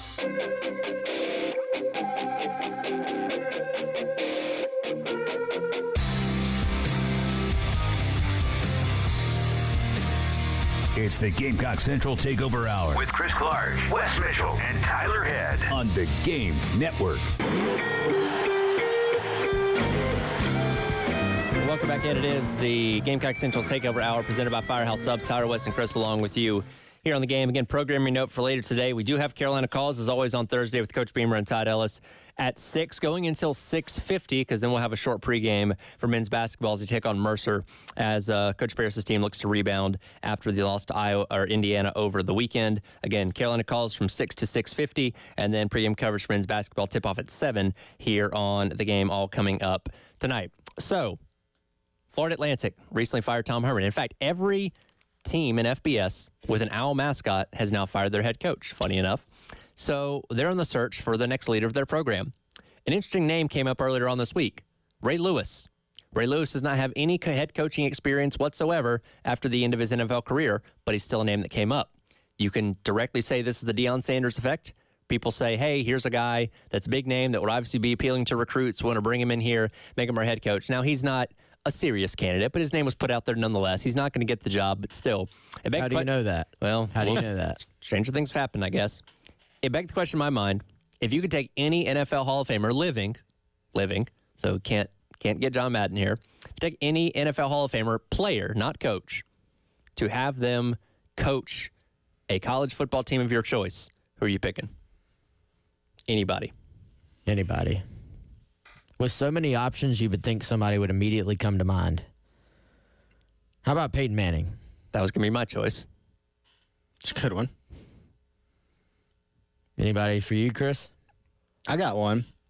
One of my favorite players of all time, actually, Luke Kuechly. Ooh, that's a good one. Pat DeMarco, our guy. Yeah.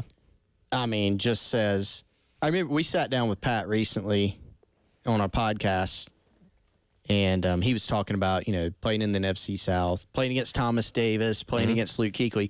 And like, is Luke the smartest player you ever played against? Oh my God, like 100%. And he would say, it just drove me crazy because you're going through your film study. What did he say, Wes? Like, I think he said Luke 75% of the time picked out their plays when he was with the Falcons. 75%. Yeah. He said that he'd be calling out the plays. He was a menace, man. And he'd be getting most of them right. and they'd be like poring back over their film. Like, what are we doing What's that's it, with my tipping? stance? Yeah. Like, what are we doing that's tipping this off? And so I actually listened to a podcast a couple months ago of Luke Kuechly, and he was talking about his concussions and all that kind of stuff, but he detailed like what his film routine was during the week. Because he's like, look, I'm not the most athletic guy. I'm not going to be the best athlete on the field. I'm just out here trying to outsmart everyone, which, again, he did a really good job of that. And unfortunately, the concussions, cut his career short. But, man, he was a phenomenal player for the years that he was in the NFL. It just hurts when someone as athletic as Luke Kuechly said, I'm not the most athletic guy. Like, compared to the rest of the planet. Yes, compared to all of us. But I mean, that dude could run for NFL standards. He could run too. I feel like that was a little bit of a misnomer in terms of his ability. Like, that dude was a freak in every sense of the word. I feel like as smart as he is. One thing that was funny on that podcast, if you ever want to go to listen to it, he said, because him and Thomas Davis were two linebackers, and he said whatever team they were playing kept calling out salt and pepper. And he couldn't figure out what they were talking about. And he was trying to decipher the letters within the words, like L, S, P. Like, what does this mean? And Thomas Davis looked at him like, bro, salt and pepper? You can't figure this out? And he's like, oh, okay, I get it now. What a fun duo that was. Yeah. They were again, not good for my team, but you respected what they did. Well, Thomas Davis was good for your great team. Georgia Bulldog. Absolutely. Yeah. But, I don't know anything about, obviously it's not just, having a brilliant football mind. That helps if you're a coach, but there's so much more that goes into it. Can you convey and communicate the things to players? Obviously you have to be able to recruit. You have to be able to recruit in the NIL landscape. And I think that's why, like, Deion Sanders knows ball. Sure. Phenomenal coach, but that's been part of his success, right? Because he's not, I think that's a misnomer about him is like, oh, he's just prime. He's just getting guys to come because he's cool. No, he knows ball also. I think you got to find a guy that both of those things. But Luke was the first guy that came in my head. I also think somebody, speaking of defensive side of football, like a Michael Strahan, who, again, great ball knowledge, great personality as well. Somebody that's very engaging that can really relate to people that I think would be good in a recruiting type of setting, trying to get guys to come to whatever program he's coaching. Like something along those lines kind of checks a lot of the boxes you'd be looking for as a head coach.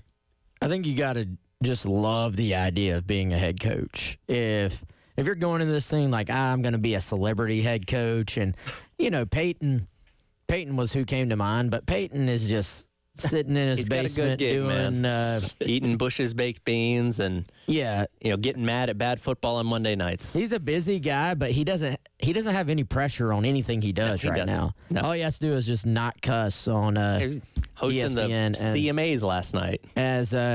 As Pat McAfee has shown us, even that, he's probably okay if he does. So I think for Peyton, why would you even want to deal with the pressure? And it's like, so naturally you're like, all right, if Tennessee were to have an opening down, hey, go hire Peyton. If I'm Peyton, why would I want to destroy my legacy in any way? Because we all know if it doesn't work out, people are going to turn on you. I mean, his name has come up every time Tennessee's had a head coaching opening since he retired. With him and John Gruden. John Gruden and the eventual hire of Jeremy Foley and now obviously Josh Heupel. That name gets thrown out there. Hey, it'd be perfect. And again, he's not showing any interest, but I don't doubt that he'd be a good head coach if he really wanted to do it. You wouldn't, if you were Peyton West, you wouldn't take a pay cut to be Tennessee's head coach? Not a chance. Just have a little caveat in your contract so you can still do the Manning cast on Monday nights from your office. Can you imagine the reaction? Doug Gottlieb's doing his radio show and coaching. Did you see him sweating in that first game, by the way? Did he sweat through the suit? Oh, he sweated like he was drenched. I don't know if the AC was off in the gym or whatever, but my man was stressed. I'll have to check that. But I mean, even having a long list of accomplishments, like look at Trent Dilfer. Mm-hmm. Oh my goodness. Oof. That has not gone well. You can't, I won a Super Bowl as a quarterback. Cool. Yeah, you didn't do much in that Super Bowl, bud. That was Ray Lewis had more to do with that Super Bowl than you. He did. So let's give Ray a shot. Apparently that's not going to happen. But that would be entertaining. Does Ray Lewis know where FAU is located? Yes or no? Yeah. Off the top of his head. I think so. You think so? You think he knows Boca Raton? Bless. That'll do for today's edition of the Gamecock Central Takeover Hour presented by Firehouse Subs. Halftime show with Terry Ford coming up today here on The Game.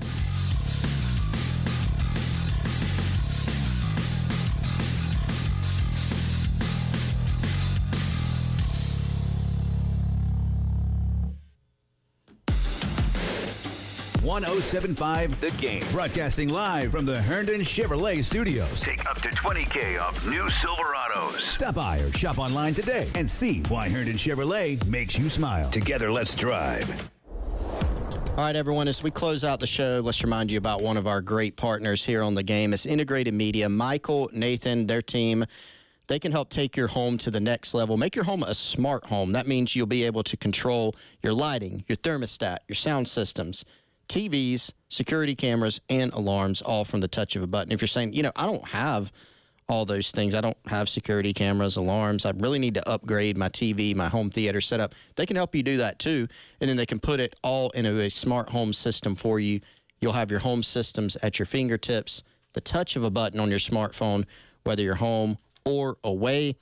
Preset lighting themes. If you're too hot or cold, adjust your thermostat without leaving the couch, or again, if you're not at your home. IntegratedMediaInc.com. Give Michael and Nathan, their team, a call, 803-948-8327. They've been out to my home. Love my experience every time. IntegratedMediaInc.com. They say perfection is a journey, and at Carolina Stone Craftsman, that journey leads us to just outside Columbia in Chapin. Our marble, our granite, our quartz, they're sculpted with the highest craftsmanship, honed with family values, and delivered with professional results. Explore the craftsmanship of each slab, see all our new showroom has to offer, and experience our custom hardscapes. Crafted to perfection, experience Carolina Stone Craftsman's workmanship. Take us for granted. Your journey to perfection starts with us, Carolina Stone Craftsman, just beyond Columbia and Chapin and beyond your expectations. CarolinaStoneCraftsman.com. NIL is more important than ever to success in college athletics. Our friends at Garnet Trust are trying to build the best NIL program in the country for South Carolina student athletes. Head on over to GarnetTrust.com where you can support Gamecock athletes, get access to exclusive content, and help build the best NIL program in the country. Bill Gunner for Charwood Golf Club, one of the Midland's hidden secrets. You need to get out there today, especially if you're not at Willie B this fall enjoying a great atmosphere at a football game. Enjoy the great atmosphere at Charwood Golf Club. Schedule a tee time today, 803-755-2000. Schedule that tee time. Go visit the Wood today and enjoy